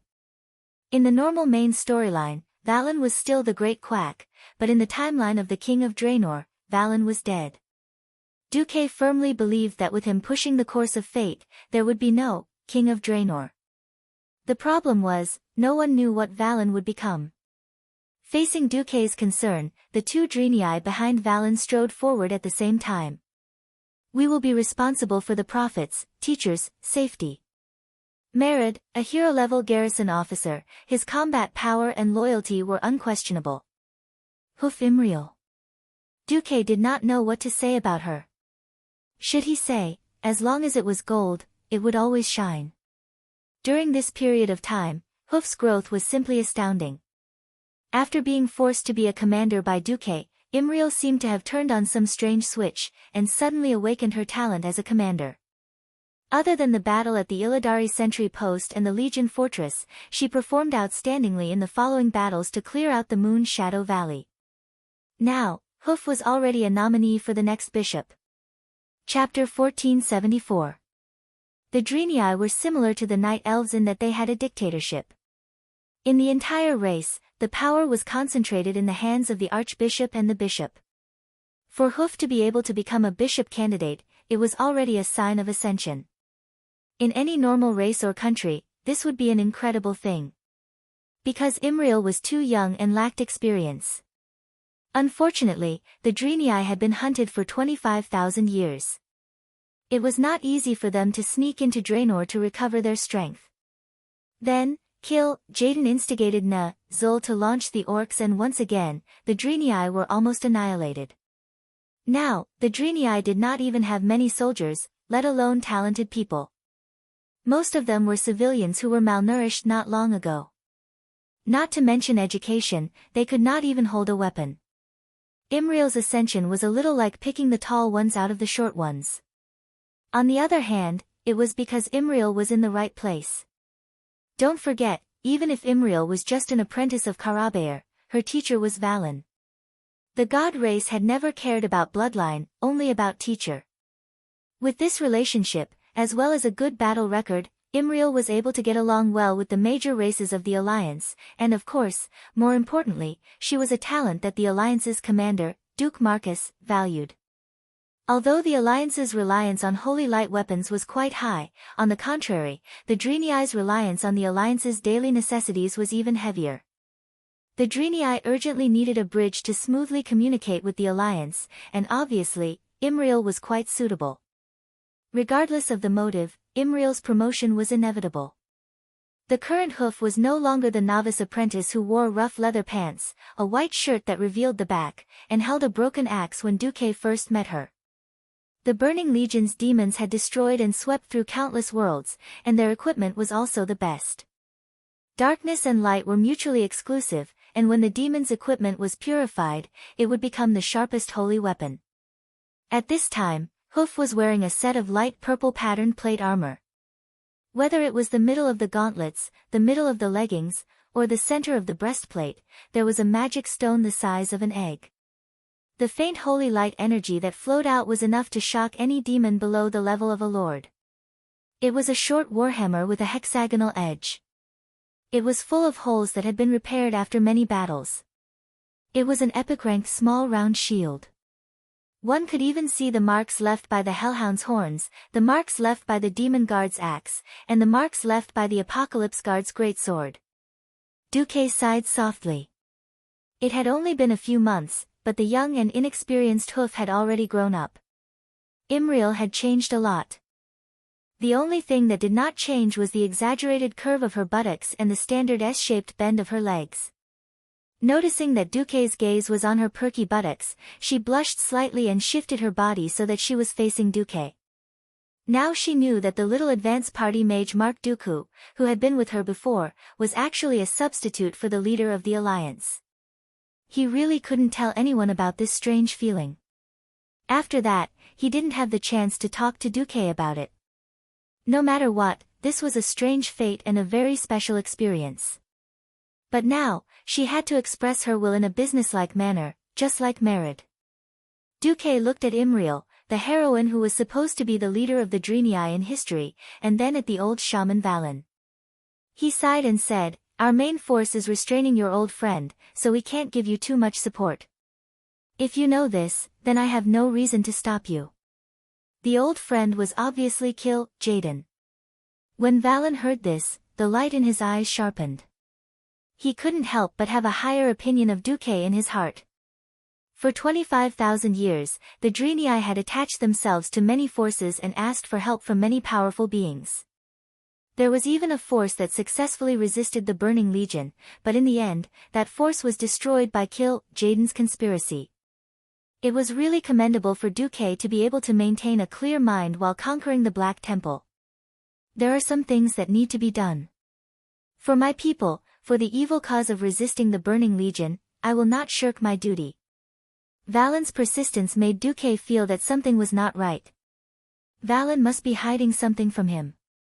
Everyone had different thoughts, but the truly great people mostly had the same thoughts. Valen was definitely one of the few great people in the world, and Duque always had respect for this kind of person whose actions were all based on justice. Duque raised his index finger lightly and shook it.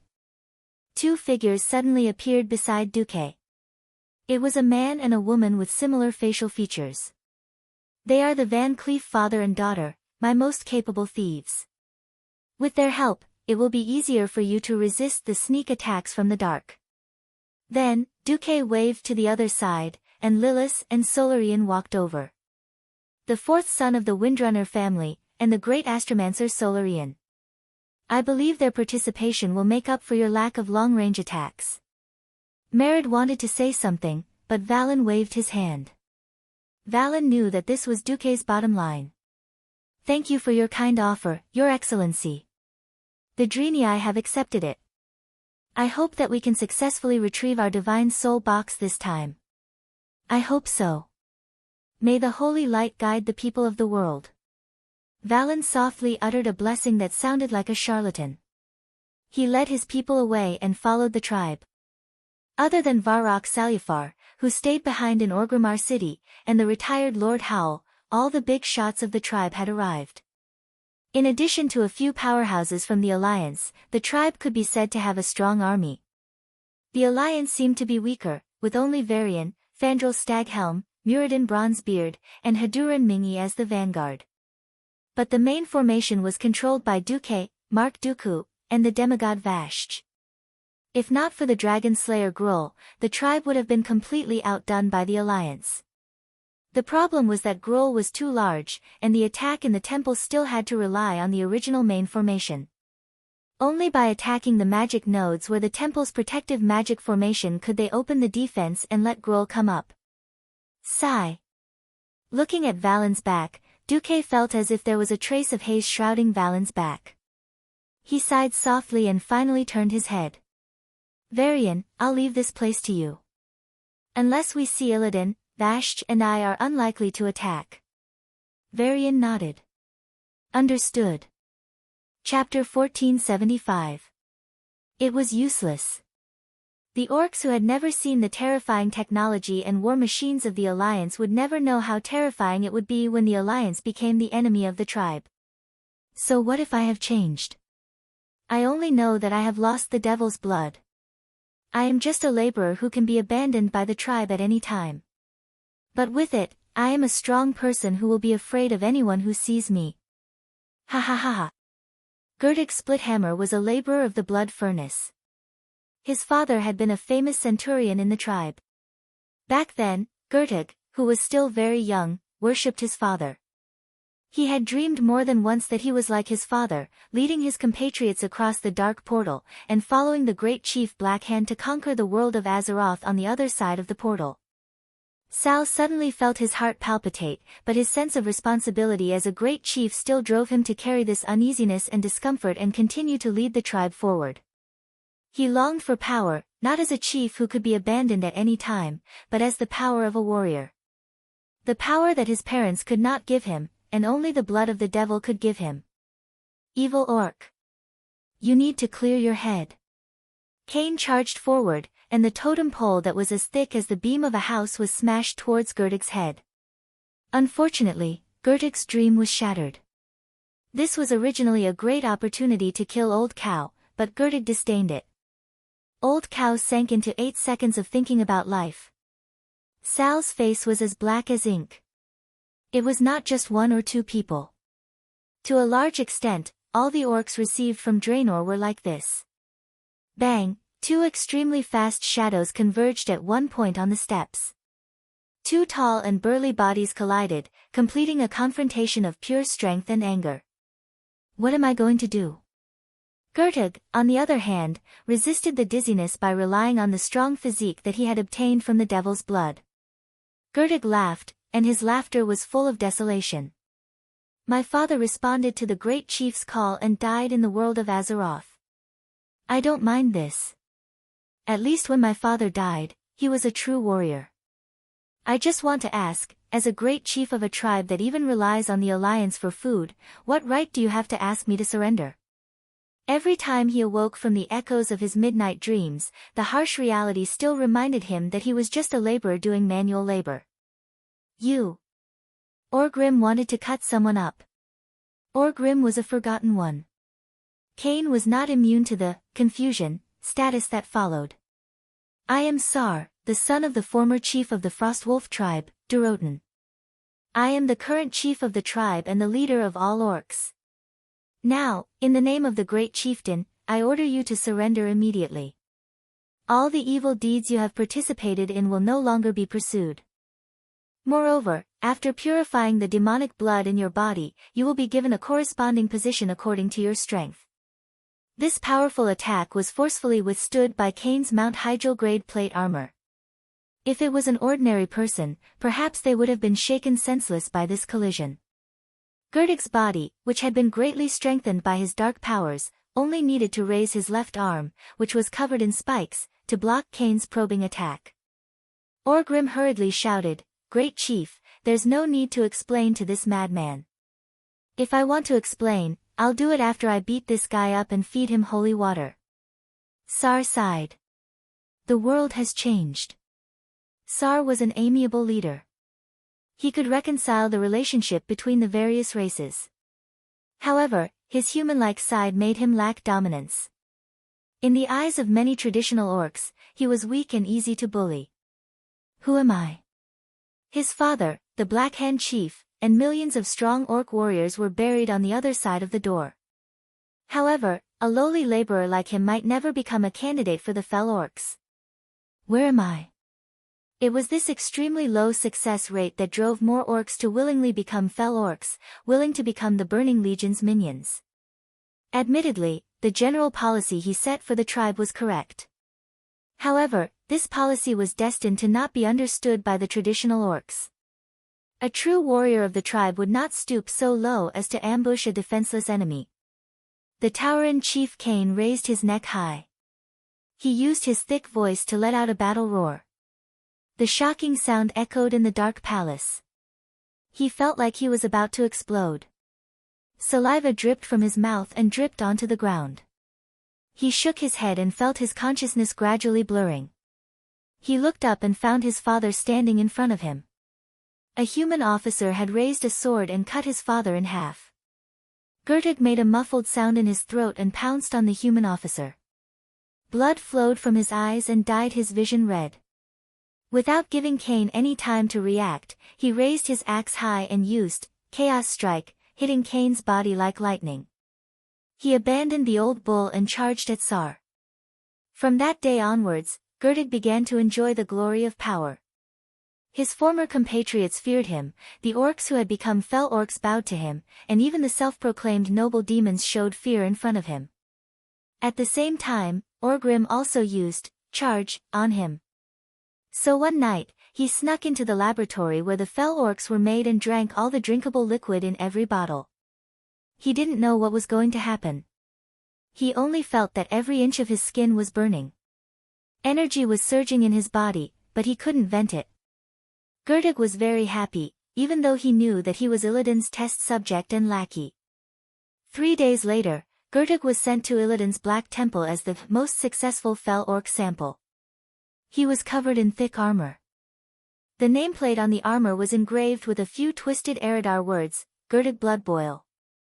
Sar was silent for a full 3 seconds before he said loudly, "Take care of him." Until this day, when Sar stood in front of him. "Ha! If you don't have food, go steal it. If you don't have territory, go steal it. If you can't steal it, go die. This is the tribe. This is the orc. To become a human's dog for a mouthful of food. Bah! This is not the tribe I know." His crescent slash drew a bloody red arc in the air and collided with Orgrim's weapon. Not everyone would fall into tragedy because of the forbidden power. There would always be people who benefited. However, that was just his imagination. He pounced on nothing and hit his head on the wall, fainting. His physique and height were weaker than that of an official warrior. It was destined that he would never be able to officially become an orc warrior in this life. What was worse was that their poor wisdom and knowledge, coupled with their deep-rooted mindset, made them refuse to recognize the reality of the situation. Chapter 1476. Cough. Orgrim let out a muffled groan. As a Forsaken One, he retained the ridiculous power he had when he was alive. It could be said that there was an absolute difference in power between him and the Forsaken who were humans when they were alive. But he was being suppressed by Gertig. Not only was he being suppressed, he was being beaten up. The warriors of the Horde were driven by their hearts of glory. They could be cruel and tyrannical, but they would never be despicable. Gertig, on the other hand, was different. As a laborer, he had no taboos when it came to fighting. He clearly had the upper hand in terms of power, but this guy was pouring power into his weapon in an attempt to suppress him.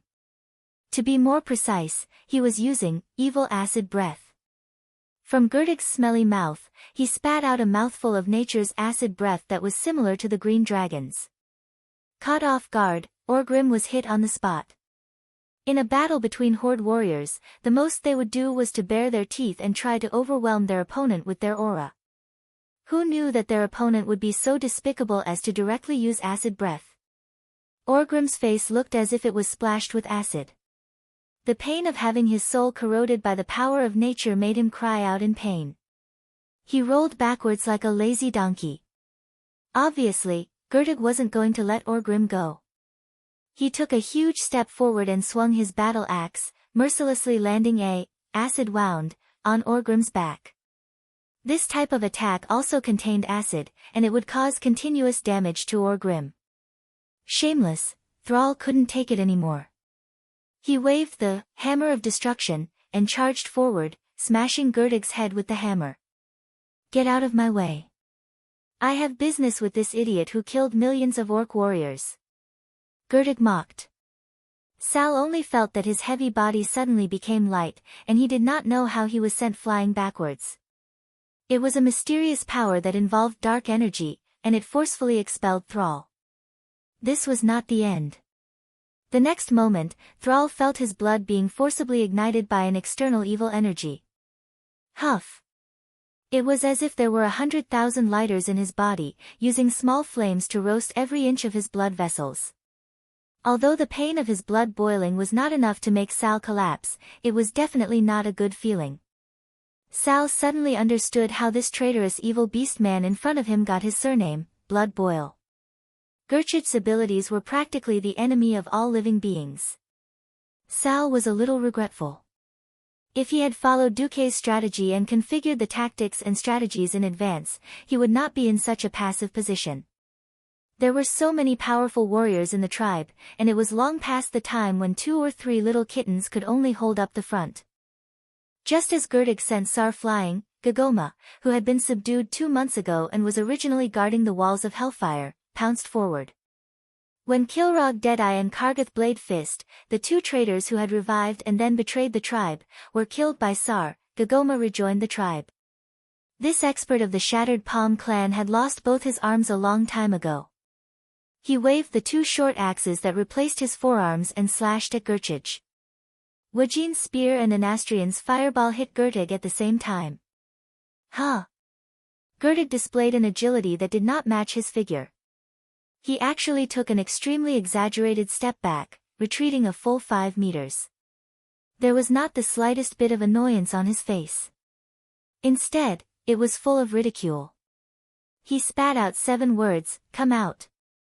Soul box. As soon as he finished speaking, the entire environment around him suddenly changed. The originally dimly lit temple was suddenly filled with many translucent ghosts wandering in the air. They were full of mournful whispers of souls, causing every living being to shiver. The temple of Karabaer, the holy land of the Draenei, was once so dignified and majestic. In the temple, there was a divine weapon passed down by the Draenei from generation to generation, the soul box. When the most outstanding leader, the wisest prophet, and the bravest warrior of the tribe died, the Draenei stored their souls in the soul box, hoping to use the power of the divine weapon to make these great souls immortal. Unfortunately, nearly 30 years ago, the beast men occupied the temple of Karabaer.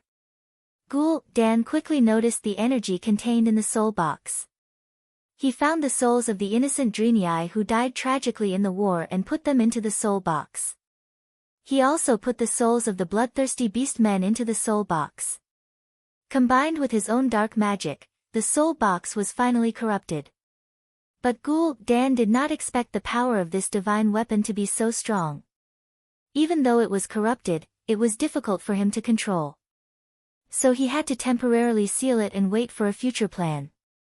However, Dan never had the chance to see the soul box again. He followed Orgrim to Azeroth and finally died there. The soul box stayed in the temple until Illidan took control of the temple. In the Alliance, no one except Duque knew what had become of the soul box. Even the Draenei themselves still had an impression of it from 30 years ago. As for Duque's strategy, the strategy was dead. Most of the time, if one did not personally experience it, they would never understand the terror of the enemy and the complexity of the enemy's skills. A huge and illusory cage descended from the sky. Countless souls were wailing and crying. They opened their mouths and used the shrill voice of their souls to tell of the suffering they had endured in life. Hearing these voices, almost every living person felt their scalp go numb. Goosebumps filled every inch of their skin. Soon, the souls began to scream as they were driven by an inexplicable mysterious force and began to gather. In just 3 seconds, a huge illusory head appeared in everyone's vision. It was surrounded by a large number of crystal prisms, and in the middle was a man's face that looked extremely bitter. It opened its mouth and kept howling in despair. Thrall shuddered. He immediately realized that the first form of the soul box, the source of suffering, had targeted him. Run! Valen's voice suddenly came from afar. Evidently, seeing that the tribe was in a fluster due to the sudden attack, the small team of experts led by Valen chose to intervene directly. Why are you running? Stay! Ghoul, Tug sneered and spat out acid again. The corrosive liquid, for some reason, greatly slowed down Thrall's speed. Great Chief! At this time, Cain, who had fallen into chaos, came back to his senses. The Ox Chief suddenly rushed over, picked up Thrall, and threw him away like a flying ball. Oh, there was such a thing. Chapter 1477. This was a battle of life and death, and there was nothing that could not be done. The source of suffering, which was as huge as a floating hill, exuded a terrifying wailing aura while chasing after Sal. At this moment, all the powerhouses felt that the laws were deviating. The world that he was familiar with in the past was leaving him in fear, and an extremely terrifying power of resentment was descending. It was as if a demon king had descended into the world, an irresistible power was dominating everything and taking over the surrounding space. Something touched Imriel's foot, and she subconsciously lowered her head and found that there were many strange insects crawling out from the cracks of the stone steps of the shrine. They had all mutated after receiving the evil energy and filthy power of the Black Shrine, but now they were fleeing in all directions like crazy. Their survival instincts were driving them away from the source of suffering. Many ghosts that could not be detected by the naked eye began to drift over from all directions. They also wailed and sobbed, and then rushed towards Sal and the others like moths to a flame. If Sal was still a pure warrior, he probably would not even be able to sense these ghosts. But ever since Sal went to Nagrand and obtained the legacy of the shaman, even though he was not proficient in the path of the shaman, he was no longer a warrior who only knew how to be reckless. After falling to the ground, Sal quickly got up. Ha! A strong electric current circled around his body. The strong electric current produced a subtle magnetic field, causing the pebbles on the steps to spin strangely on the ground. Some of the tiny gravel even floated up and circled around him. He swung the hammer of destruction, and a thick electric snake slithered out, and the power of thunder blasted out. Accompanied by the sound of thunder, the ghosts around him were swept away. Sal could deal with the ghosts, but he could not deal with the terrible power of the source of suffering. This was no longer an ordinary concept of power. This ability to forcibly change the characteristics of the surrounding space was already within the scope of the domain. Be careful. Its strength is no less than a demigod. After Wajin shouted, he was unluckily hit by the source of sufferings, Soul Siphon. Although the power of the soul was no longer as unfamiliar as it was decades ago, the existence of the power of the soul was always difficult to deal with. That kind of soul absorption was even more painful than letting the body bleed. In addition to the pain of being tormented in a sea of flames and blades, he felt more exhaustion and weakness in all aspects. Willan made his move. He immediately removed the soul siphon on Wajin. Golden holy light enveloped Wajin's body, making Wajin's complexion a lot better. Mal, Arad, attack. Imriel, assist and bless them with protection if necessary. The burly Drenii garrison guard charged forward in a S-shaped stride. According to Duque's strategy, the soul box didn't only have long-range attacks. In close combat, there had to be someone to tank the attacks. Otherwise, if they couldn't vent their anger, they would find trouble with other close combat players. Imriel wielded his weapon as well, but his eyes were constantly scanning his teammates around him so that he could provide support if necessary. At the same time, she also took the time to cast King's Blessing on the powerful warriors of her tribe. Although she seemed reluctant, the Van Cleef father and daughter had already appeared near the chest of souls like phantoms the moment Merid was on top of them. They measured the distance between them and slashed at the chest of souls as far as their daggers could reach. The daggers that had been blessed by the holy light looked full of golden light. It was a beautiful sight. Lilith also followed the strategy in the strategy. She locked onto the soul box from afar and unleashed a rain of arrows. Sal had a slight headache. He had to make a decision. When Duque and William were not present, he was the supreme commander of the Allied forces. Now, the team had to face two enemy leaders at the same time.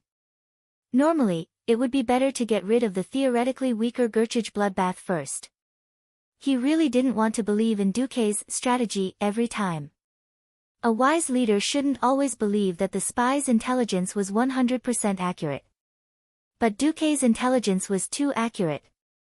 Even the leader of the Drenii, Willan, didn't know what form and special abilities the soul box would have after being desecrated and corrupted, but Duque actually knew. Sal had no choice but to believe it. According to the strategy, the soul box would have its second and third forms, all of which had a wide range of domain power. In a situation where the Horde didn't have a real demigod to hold the fort, they had to focus all their firepower before the pressure of the soul box reached its limit. Sal! Leave that traitor to us! Orgrim shouted. A few burly but lifeless powerhouses gathered together. They were all chiefs who had died in the first and second battles of the Dark Portal. To Sal, apart from Zuluhid, the others were all unfamiliar to him. They were the kind of people he could only call out by name. Kargath had defected after passing through the Dark Portal, so had Kilrog. There was also Harkan Cranesplitter. Some chiefs had chosen to join the more powerful Burning Legion after resurrecting, while others still used their own methods to uphold the oath they had made when they were alive. Against Gerchage, who had the special ability to make blood boil, sending the Forsaken who had long lost their lives was the best way to deal with him. The only thing that could cause devastating damage to these dead people was damage to the soul. It was obvious that Gerchage didn't have such an ability. In theory, it was a good idea. Sal felt his heart palpitate for no apparent reason. He didn't know why, but he felt a little flustered and absent-minded. Unfortunately, there was no time for Sal to hesitate. I'll leave it to you guys. The rest of you, follow me to deal with the soul box. A leader's duty included making decisions in times of crisis. In order to concentrate their firepower, a total of 5 Forsaken warriors and Death Knights who did not receive any support charged at Gertug. On the other side, even Anastrian, a powerhouse of the Forsaken, was drawn back to deal with the soul box. Fireballs as hot as the rising sun shot out from the Sun King's hands. Along with the flickering light, the fireballs that were as large as houses pierced through the darkness of the Black Temple and shot towards the soul box. Any souls that were touched by these highly concentrated fire elemental fireballs would explode like smashed watermelons, dissipating into the void. Everyone was focusing their firepower on the first form of the soul box, the source of suffering. From the looks of it, this aggregation of souls had weakened greatly, like a candle in the wind. At this moment, a cold and arrogant voice sounded out of nowhere. Yo, looks like you guys are having a good time when I'm not at home. Chapter 1478. It wasn't until this mysterious voice appeared that the allies who were in the middle of a fierce battle finally realized something was wrong. The air was filled with an evil that was both familiar and unfamiliar to every strong man. It was as if they were suddenly in a different place.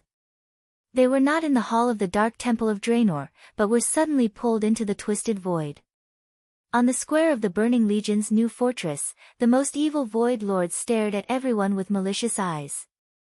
The feeling of having all their strength and trump cards seen through caused every single expert to be shocked, and the fear in their chests was simply unsuppressible. Thrall felt ashamed because this feeling reminded him of his life as a slave gladiator. He was like a product that could be discarded at any time on the wooden platform, allowing the buyers below to point at him. But in the next second, Thrall quickly calmed down. He carefully looked at the guy who spoke. In this world, it was not the first time he had faced a blind night elf demon hunter. Coupled with the huge bat wings on the back of the newcomer and the typical pair of demon horns on his forehead, his identity was already 80 to 90% certain. Moreover, a demigod night elf with a pair of crescent moon-shaped weapons that seemed to be burning with green flames, there was only one. Illidan Stormrage. The shameless traitor of Azeroth who had defected to the Burning Legion again and again and obtained evil power by licking Kill Jaden's boots. Whether it was Thrall or Orgrim, all the hot-blooded orc powerhouses were envious. Without exception, they all hated Illidan. Kill Jaden used a conspiracy to turn the orcs into fell orcs to serve as cannon fodder for the Burning Legion. If Kill Jaden was despicably playing with the orcs, then Illidan was the most cruel culprit in enslaving the orcs.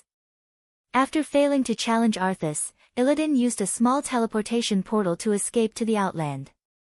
In the name of regrouping for the next attack on Arthas, he obtained the approval of Kill Jaden and annexed Magtheridon and his subordinates. He magnified the suffering that Magtheridon had inflicted on the orcs countless times. In a few years, when the orcs under Illidan's command expanded to the peak, they claimed to have an army of 1,000,000. Although it was exaggerated, it was at least 700,000 to 800,000. The price was the deaths of millions of orc civilians. The orc clans that refused to join Illidan were all attacked. The captured orc warriors were forced to drink demon blood, and the old, weak, and disabled were slaughtered. Once upon a time, the orcs slaughtered the Draenei to the point where they could only survive in remote areas with harsh environments such as Zangarmarsh. Illidan did the same to the orcs. Basically, normal orcs could only be found in Nagrand. If it wasn't for the fact that the elemental creatures in the Nagrand area were particularly powerful, and that Illidan was too busy with his mysterious business to personally lead the expedition, there might not even be a single normal orc to be found in this expedition. If it was any other situation, Sardu would have been more than happy to have his army fight Illidan to the death. Not now. The other side had sent out 2 chief-level big shots at the same time, pressuring the powerhouses on this side to the point of suffocation. Not to mention the sudden appearance of the demigod Illidan.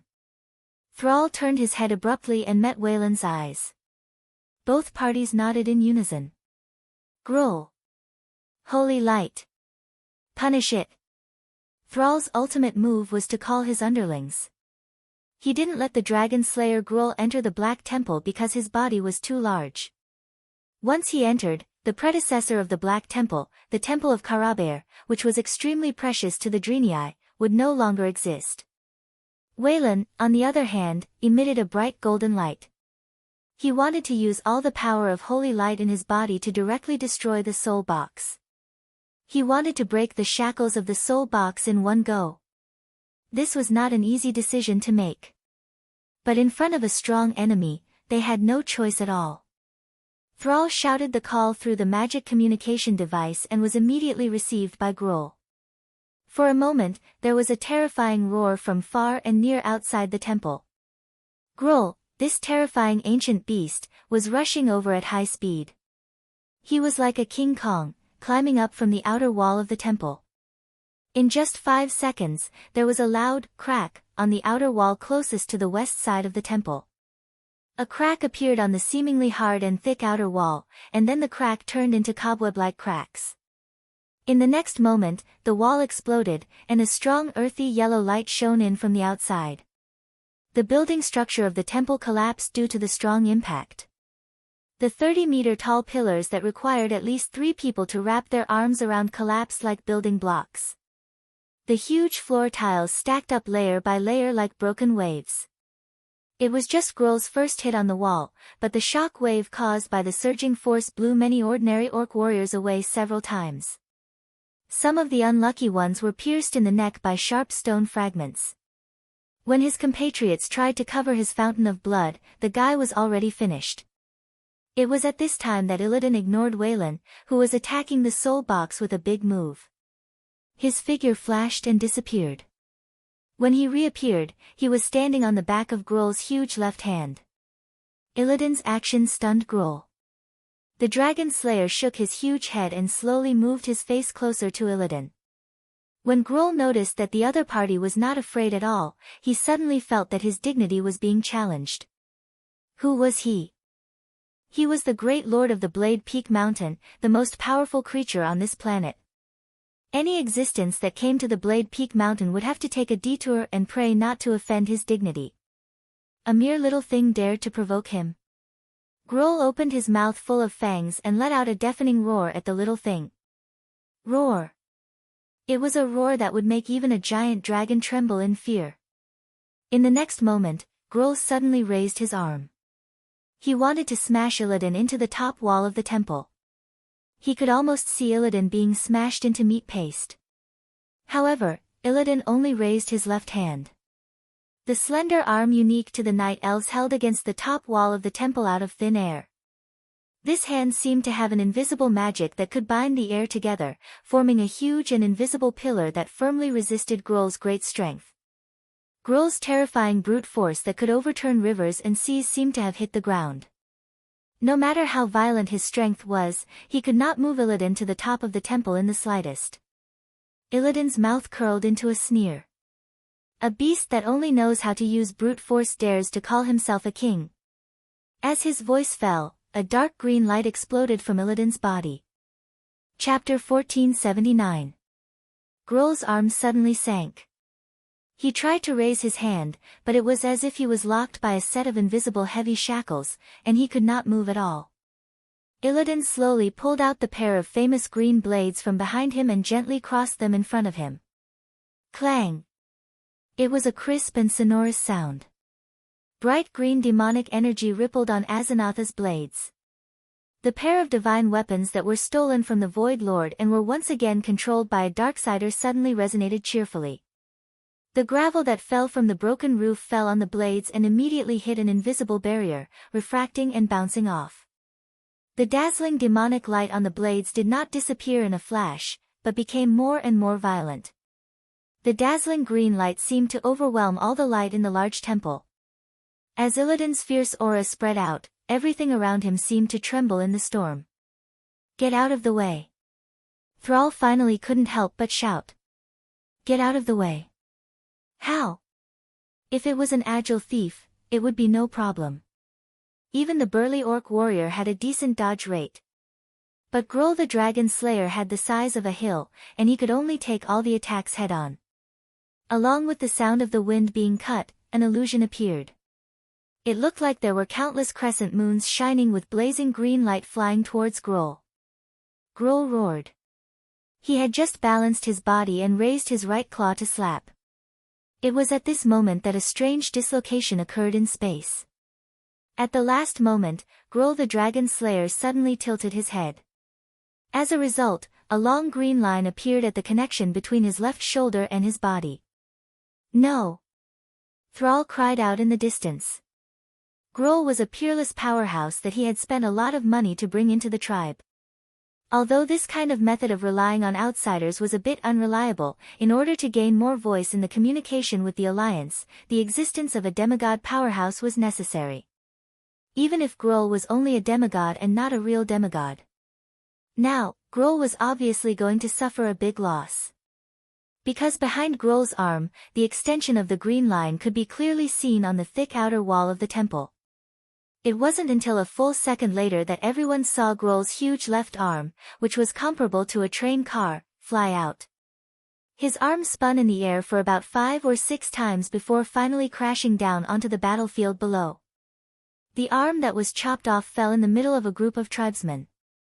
Like a landslide, the arm that was half flesh and half rock crushed dozens of tribesmen at the bottom into meat paste. His arm, which had not yet dissipated, was still rolling out, instantly flattening the tribe's formation.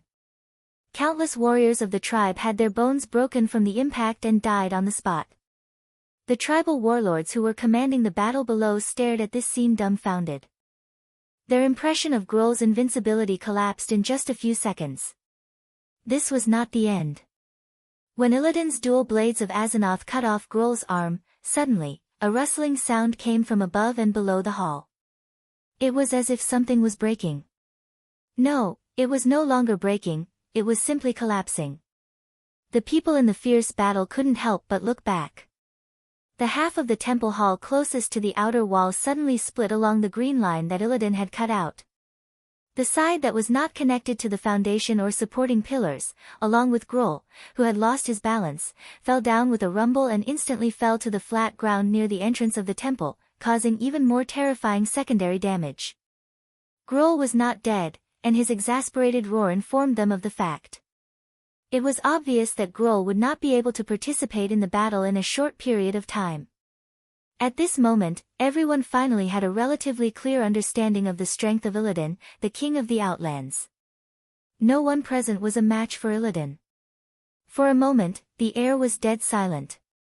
Illidan's figure flashed at high speed, and with just a few movements similar to a mage's blink, he had already arrived in front of Thrall. He could clearly feel that Thrall, who was holding the hammer of destruction, was trembling slightly. Illidan tilted his head and opened his mouth, which was also full of sharp fangs, to reveal a cruel smile. "Great Chieftain Sar of the Orcs, huh? You're not bad. I'll give you a chance to lead the entire tribe to surrender to me and become my slave. That way, I can forgive your sin of messing around with my fortress." In Thrall's eyes, only Illidan's aggressive purple-blue face and his menacing fangs could be seen. At this moment, he could no longer feel the loss of the dragon slayer Grohl. All he had in his heart now was fear of Illidan's overwhelming strength. But Thrall had never been a timid person. Otherwise, he wouldn't be the leader of the tribe. He took a deep breath into his lungs, used all his strength, and roared out. "Orc, man, will, never, be, slaves, classic." The reason why it was a classic. It was because the will and belief contained in it could not be replicated.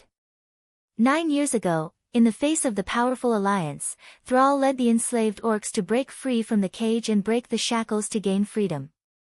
9 years later, in the face of Illidan, Thrall still had no reason to betray the freedom of his compatriots. If this hammer fell, Thrall himself might die. But life and death had never been Thrall's first consideration. All he had to do was announce an answer, the answer of yearning for freedom. The flames of the hammer of destruction illuminated half of Illidan's face. The evil face still vaguely retained the outline of the handsome night elf from 10,000 years ago. But at this moment, Thrall's behavior made Illidan feel humiliated. Because Thrall had chosen a difficult path that was the same as his, but the opposite, direct resistance. Then the waving Azanatha's dual blades looked like a green circle that kept spinning around Illidan. This circle easily avoided the heavy hammerhead and approached Thrall's neck at a faster speed. At this moment, a huge figure forcibly inserted itself between Thrall and Illidan. "Ah!" Thrall's eyes widened in shock. In his bell-sized eyes, in his field of vision, the figure that he once lost and once again regained, that incomparably familiar figure was split in half in front of him, Orgrim. No. Chapter 1480. In the original history, Thrall was only the inheritor of Orgrim's will. In this life, Orgrim was more important to Thrall. He was also Thrall's life mentor. When Thrall lost Orgrim for the first time outside the Dalajan city, Thrall was heartbroken and regretted for a long time. Orgrim returned as a dead person, and Thrall was secretly happy for many days and nights. After losing something once, he learned to cherish it more. Because in the entire tribe, only Orgrim understood Thrall's heart the best, and could stand in Thrall's perspective and think for the tribe. And as an orc who was once a great chieftain, his opinions and experience were incomparable. It was not that Wajin was bad, but Wajin was still a troll, and sometimes it was difficult for him to think from an orc's perspective. Now that Orgrim had been slashed by Illidan, how could Thrall not be shocked and pained? But the next moment, Thrall smiled bitterly. "I'm long dead." Orgrim cursed, and while his upper body was still on the ground, he activated Counterattack Storm. This scene was extremely strange. Orgrim, who only had half his body left, actually used his warrior's skills in mid-air to hit Illidan's hammer a few times. Illidan retreated and held Azanatha's dual blades 10 meters away. With an amused look, he watched Orgrim fall to the ground and continue to jump. At this time, everyone realized that as a Forsaken, as long as the core of his soul was not damaged, it was impossible for Orgrim to die again. If Orgrim did not mind, he could just find a suture line to sew his body back together and continue to fight. Before Thrall could finish his joy, Illidan was unhappy. He spat on the ground. What a filthy and annoying trait. Since you're dead, just obediently become my power. Illidan's left hand put away his weapon into his portal bag, and then his empty palm suddenly stretched forward. A green ball of evil light floated in midair, and the swaying green light reflected the indifferent expression on the self-proclaimed Lord of the Outland. At this moment, the black cloth covering the upper half of his face could no longer hide the empty eye sockets under the black cloth, because the dark green flame of the netherworld was burning in the eye sockets like the flames of the netherworld. A bright light shone through, making Illidan look even more eerie and terrifying. It had to be said that the Van Cleef father and daughter were very brave. When Illidan jumped out, they made the decision to temporarily give up on the soul box and attack Illidan. Unfortunately, they did not succeed. A purple aura enveloped Illidan, causing their blades to bounce away before they could even touch him. One of the 4 members of the Illidari Council, Gathios the Shatterer, who had the skills of a paladin, cast a protection blessing on Illidan, making him temporarily immune to physical damage. The other 4-man party, the Night Elf Thief Wireless Deep Shadow, used Shadow Step to get close to Edwin Van Cleef. With a few stabs, he forced old Van Cleef to give up on Illidan and fight Wireless. No one could stop Illidan. The light ball on his left palm was dissipating bit by bit in his palm. Before everything around him returned to darkness, another existence that had been temporarily ignored suddenly erupted. Woo-woo-woo-woo-woo-woo. Following the indistinct wails of the soul box began to flash with a strange radiance. A purplish-black vortex emitting a terrifying aura opened above the soul box. The vortex spun rapidly. At first, no one felt anything wrong. Soon, everyone knew who this vortex was targeting. Ugh, Orgrim, who was still alive, suddenly had his soul leave his body. A green soul that looked exactly like Orgrim flew out of the remaining half of his body under the absorption of the soul vortex. Before anyone could react, it was sucked into the soul vortex. In less than half a second, everyone realized that the face of the soul box, the source of suffering, had changed into Orgrim's face. The former great chief closed his eyes, opened his mouth full of fangs, and kept roaring in a barbaric orc style. It was an unconscious release of pain, but it transmitted pain, fear, and even more intense emotion, shock, to the entire horde. Thrall turned his neck that was like a rusty machine and looked at where Orgrim was before. Ashes, and a tragic scene that was very fitting for this description. Orgrim's body was abnormally destroyed. It was as if all the water had been sucked out, and not a trace of weathering was left. Illidan stomped his feet, and in the next second, Orgrim's body was completely blown away like dust swept away by a storm. There was no trace of him at all. No. Sal shouted and couldn't help but shed tears of regret as he wailed. Illidan sneered, "There are many orc souls in the soul box. I don't care if there are a few more orc souls. What, are you still not going to surrender? Thrall, this is the last chance for you and your horde." The only thing that answered Illidan was a hammer. It was as if a volcano had suddenly been thrown at them. Illidan's face turned cold. "You're asking for it." With a wave of his hand, the demonic spell, Dark Barrage, shot out. Countless black shadow missiles rained down on the hammer of destruction that was thrown at them. The blazing flames on the hammer's head dimmed at a speed visible to the naked eye. After the hammer flew for a distance of 3 meters, it was already black and smashed into the ground. From the looks of it, this famous hammer was no different from an ordinary iron. The Horde Masters were angry. They went berserk. They gave up their target and rushed at Illidan. They wanted to tear this evil demon who dared to provoke their great chief and trample on the dignity of the entire horde into pieces. What a pity. The difference in strength could not be made up for with courage. Shadow Impact. This extremely exaggerated shadow attack easily sent all the horde warriors within 100 yards flying. After a while, they fell from the sky like dumplings. Ha! Isn't this our great chief? Gertig yelled as he walked to Thrall, who was lying on the ground. He lifted Thrall up with both hands. Because of the dark energy transformation, his body was even bigger than the already burly Thrall. Gurtig looked at Illidan. "My master, you don't mind me torturing him, right?" Illidan nodded mockingly. The power of blood boil entered Thrall's body, and the dizzy Thrall screamed in pain. Imriel, who was holding the soul box, could not help but want to say something. Suddenly, she heard Vanessa's voice. "Calm down.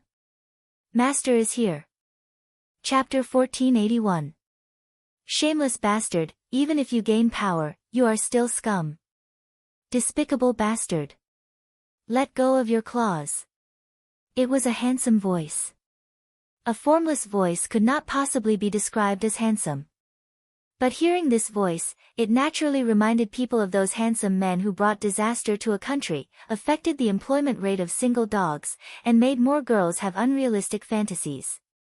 Behind Gurtig, a fiery red figure suddenly jumped out, using his emerald eyes that seemed to be carved out of the finest jade to stare at the rebellious orc. His tone easily reminded people of those holy knights with an excessive sense of justice. Unfortunately, the fire element that surrounded his body was so dense that it was almost tangible, allowing bystanders to understand that this lord had nothing to do with clergy. Then, around this fiery red figure, countless flashing red lights appeared. Those were pieces of rubies that seemed to be the most magnificent ornaments. No, after a closer look, one would be surprised to find that all of the rubies were actually particles of extremely concentrated fire element. Rather than saying they were like rubies, it was more like the feathers of a phoenix. Every sharp feather pointed at Gurtig, the fell orc who was in a crazed state of thirst for power. Undefeatable, Gurtig did not even need to think about it. His instincts told him that this male elf in front of him, who was more beautiful than a woman, was undefeatable. That was not an ordinary powerhouse. It was obvious that this fellow had stepped into the realm of gods. Fighting with such a fellow was stupid in itself. He could not defeat him. Gurtig was indeed cruel and tyrannical, but that was based on the fact that his strength was superior to his opponent. Perhaps he had killed many people, and many enemies that seemed strong. Unfortunately, deep down, he was still that orc laborer full of contradictions. Almost immediately, he wanted to find his own people to take the blame. Unfortunately, there were not that many powerful, his own people, who were free. A dazzling wave of thunder and lightning, like a roaring dragon, suddenly exploded in the temple. A red-haired female Naga with a swaying snake tail, 6 arms, and a standard high elf head appeared. With a single chain lightning, the 4 members of the Illidari Council were forced to jump over the wall. On the other side, a tall and skinny figure appeared, repelling the soul casket with one move. The blazing flames scattered the source of suffering. At this moment, the soul box began to reorganize itself and entered the second stage. Illidan's expression was ugly. His teeth, which were as sharp as a shark's fangs, were grinding against each other. When he saw the face of the person who had suddenly appeared, he could no longer maintain his arrogance as if he was standing above the clouds and looking down on all living beings. He became more like a mortal.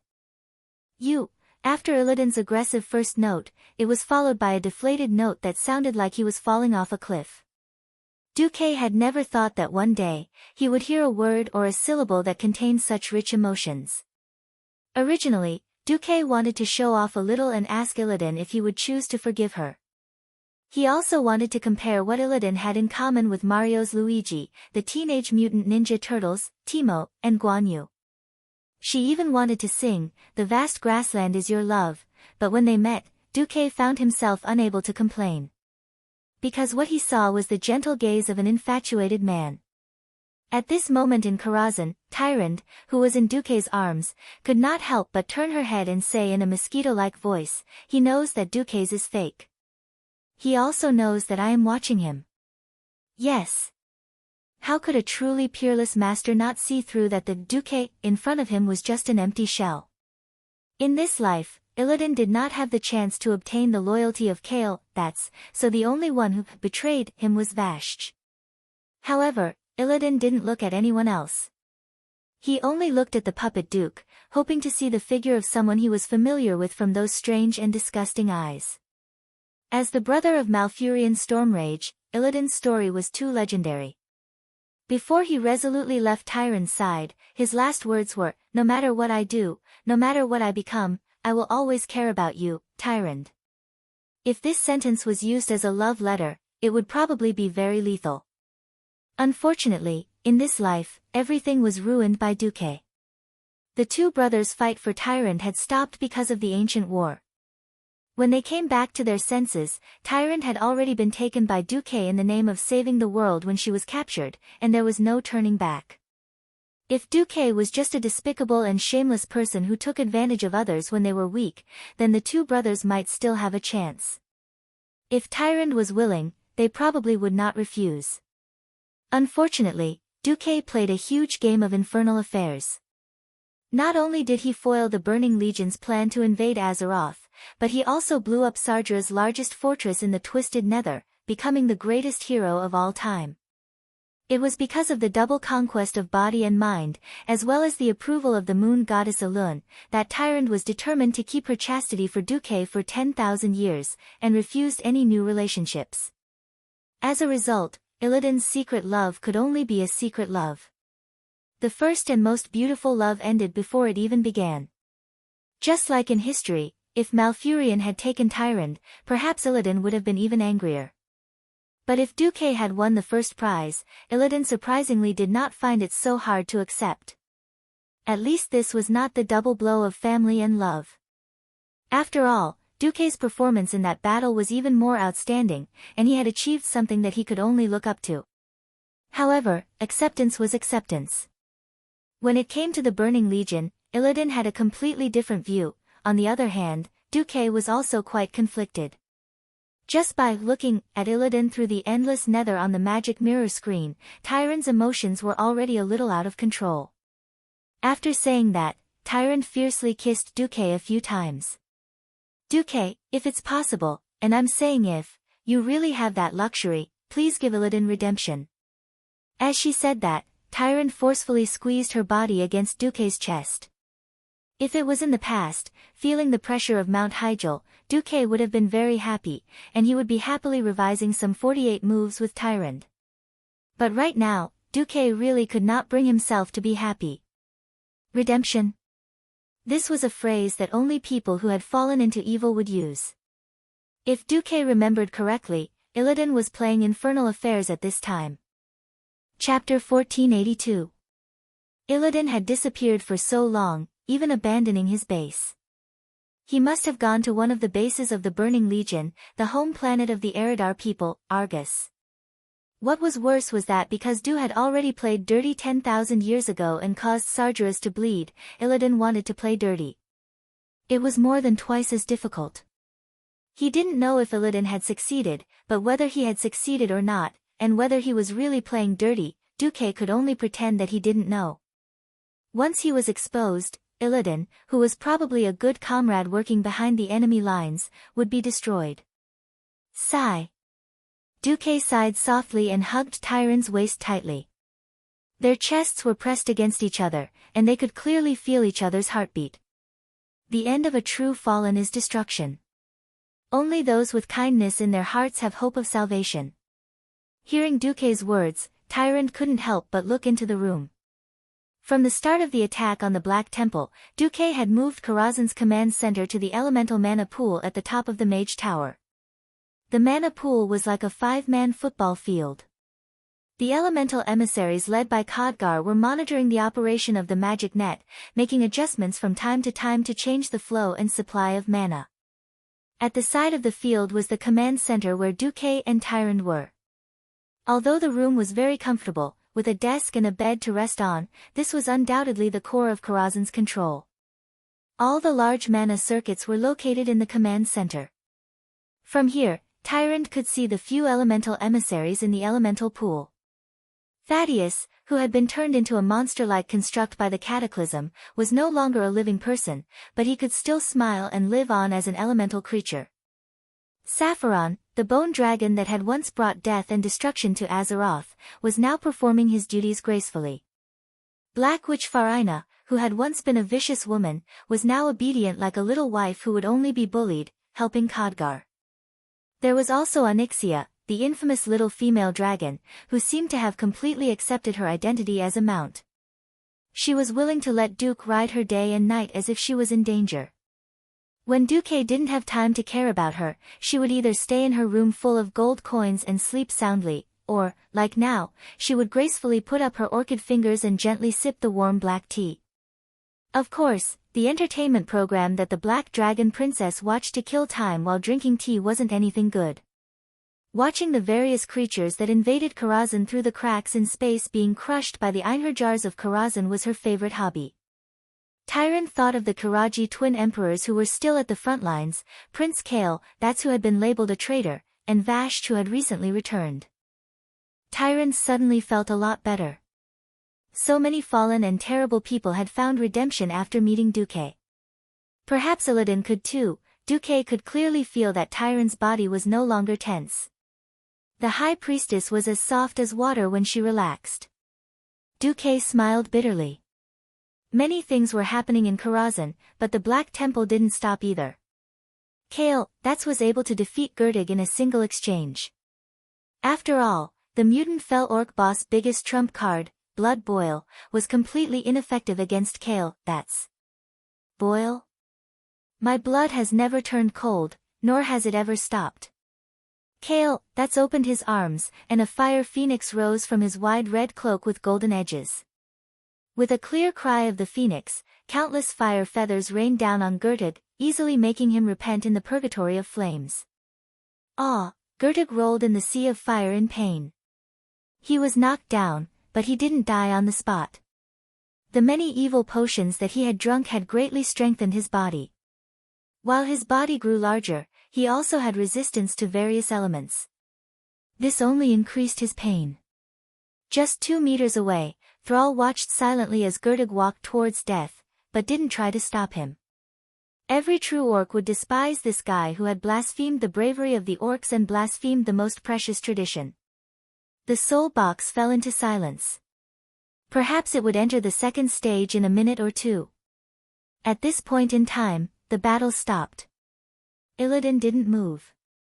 The 4 members of the Illidari Council were being suppressed by Vashj, but after Kale, that's took care of them, Vashj didn't attack the 4 ruthlessly. The 4 used to be Kaizi's subordinates, Gathios the Shatterer, Zareva the high-level mage, Duchess Mayland, and Wireless Deep Shadow. When Kale, that's appeared in front of them again in a tyrannical manner, their faces didn't look good. Originally, the Illidari Council was established by Kale, that's.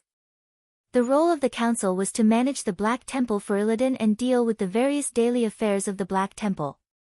This included, Gathios was responsible for the food supply of the fell orcs in the Black Temple, Zareva was responsible for the magical energy supply of the Blood Elves in the Forbidden Palace, Mayland was responsible for the management of the demons in the Black Temple. In this life, because of Duque's intervention, Kaizi's fate took a turn. He was no longer the Blood Elf prince who betrayed the alliance. In addition, Kaizi had long been exiled to the Dalajan, so his demonic addiction was the least. In this life, he came to the Outland as an alliance expeditionary force. When his demonic addiction was at its most severe, Kaizi used a method of letting it go. The most severely addicted went to Shotrath City to become an astrologer. The most physically addicted ran to Illidan, begging for the power of dark energy to satisfy the emptiness of their body and mind. Using dark energy to satisfy their demonic addiction was like drinking poison to quench their thirst. But these blood elves couldn't control themselves at all, so they could only bite the bullet and agree. As fate would have it, in the end, it was because of these 4 that they were chosen as members of the Illidari Council. Illidan had also suspected that the Illidari Council's role was to play spy on Kaizi, to have these guys come to spy on him and report his every move to Kale, that's. But regardless of whether these blood elves' defection was Kale, that's conspiracy, or an arrangement with ulterior motives, the conceited Illidan didn't care. He never took these blood elves seriously. If he wanted to, he could destroy Kale, that's and his entire blood elf race at any time. Moreover, he really had no one around him that he could use.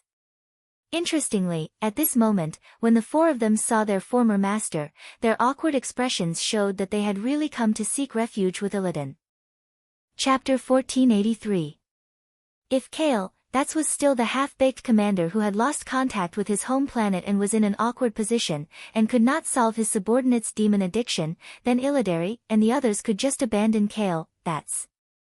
Aside from good and evil, this was a typical example of people going to higher places. But now, Kaizi had the aura of a king returning.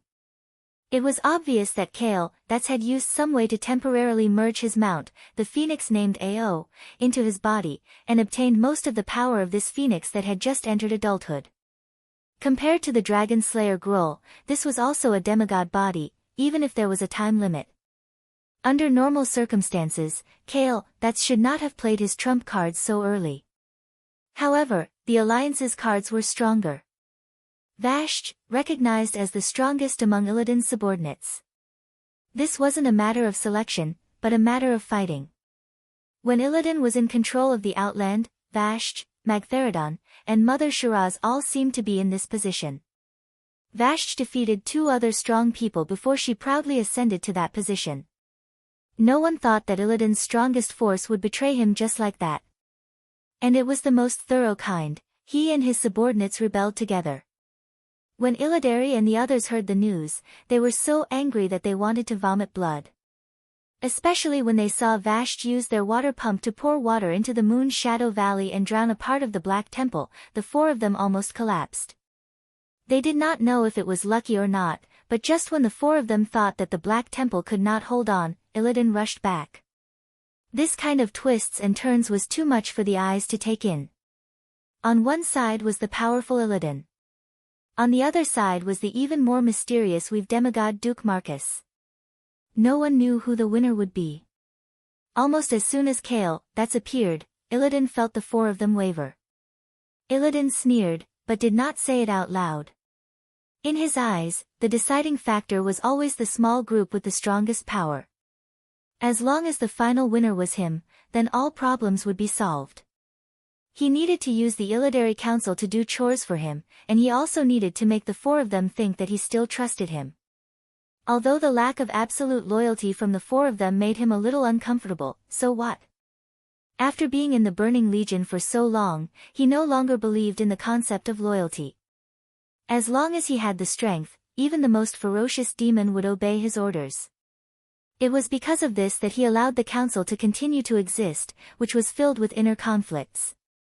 However, he was very interested in what would happen to these four fellows who were the chess pieces of both sides. Perhaps only the goddess of destiny herself knew. After a short confrontation and awkward silence, Illidan grinned as if he was laughing. Duke Marcus, you're quite famous. What, you want to beat me, Illidan Stormrage, with just this doll you brought? Being mocked by Illidan, Duque was not angry at all. He did not expect Mark Dooku, who had limited mana output, to defeat Illidan. Facing me is better than facing Tyrant or Malfurion, isn't it? Duque's words deeply provoked Illidan. One could clearly see the muscles on this legendary figure's face slightly trembling. Duque added, furthermore, you're underestimating the Alliance's strength. Mark Dooku opened his arms. Beside him, two giants as tall as towers immediately took a step forward, the Kiraj twin emperors, genuine demigods who could exert demigod-level combat power with the support of the magic net. They stood 5 steps away from Duke on the left and right. Kale, turned into a ball of flame and appeared on Duque's left in a flash. Vashj smiled charmingly, swaying her snake tail in a beautiful rhythm, and stood on Duque's right side. You could say that Duque was arrogant, but you could also say that Duque was showing off. I'm just a little brother, strong and numerous, with 4 demigod subordinates. Do you have that? Although the twin emperors were more dependent on the weave, Vashj and Kai-Zi were strong people independent of the weave. Duque's face was full of anger, and even a little arrogant. Call your master, kill, Jaden, over, or you'll lose. Duque had such a confident expression on his face. This was not a simple bluff. This was a gamble based on the current situation, and the risk was not high. If the Eridar Gemini's intelligence and history were correct, Kil Jaden was no longer in the twisting nether and sneaking into Azeroth. Otherwise, Illidan would not have had the chance to sneak into Argus to cause trouble. On the surface, Kil Jaden, who was Illidan's boss, could not appear, so the upper limit of the combat power of the next battle would only be limited to demigod level. In other words, if Duque did not come in person, Kil Jaden would not appear. Illidan had just finished causing trouble, and he was also feeling guilty. Of course, he would not put down his pride and send a distress signal to the twisting nether. At this moment, Illidan still did not know that he had already been taken advantage of by Duque. Glancing around, Illidan frowned. For a grand battle, this place is too small. Come to my training field. After saying that, he did not care about how Duque would respond. He flapped the demonic wings behind him, and his huge body flew up like an arrow. Boom! Boom! Boom! He completely ignored the thick roof of the temple, and with his demigod body, he brutally broke through layer after layer, rushing straight to the platform at the highest level of the Black Temple. The twin emperors were the first to follow, and on their backs, 2 pairs of cicada-like wings grew just like that. They also followed with incomparable violence, breaking through the roof walls and going up. The Drenii garrison officer Mal Raid's eyes were twitching, but in the end, he did not say anything. The Drenii could not beat the enemy and lost their lair. If the enemy helped them get it back, they could not guarantee that they would come back intact. He, I'll go first. Vashti greeted Duque, tilted her head slightly, and licked her flame-like red lips with her nimble little tongue. This was a secret signal that only she and Duque understood. Duque waved his hand in annoyance, sending her away first. Vashti chuckled and summoned a thick water column. It followed the big hole that the demon king Vec Lore had broken through, and under the impact of the water column, it flew up. There was only Kale that's left on the scene. The Blood Elf Prince was a little hesitant. Instead, it was Duque who spoke first. He crossed his arms over his chest and said with a slightly contemptuous tone, "The 4 of you can forget about it. There is no point in continuing to fight. Illidan will not believe in your loyalty even if you fight. If you stop and reduce our troubles, at least after we win, I will spare you once for Kale, that's sake. Remember, your fate is only decided by the victor."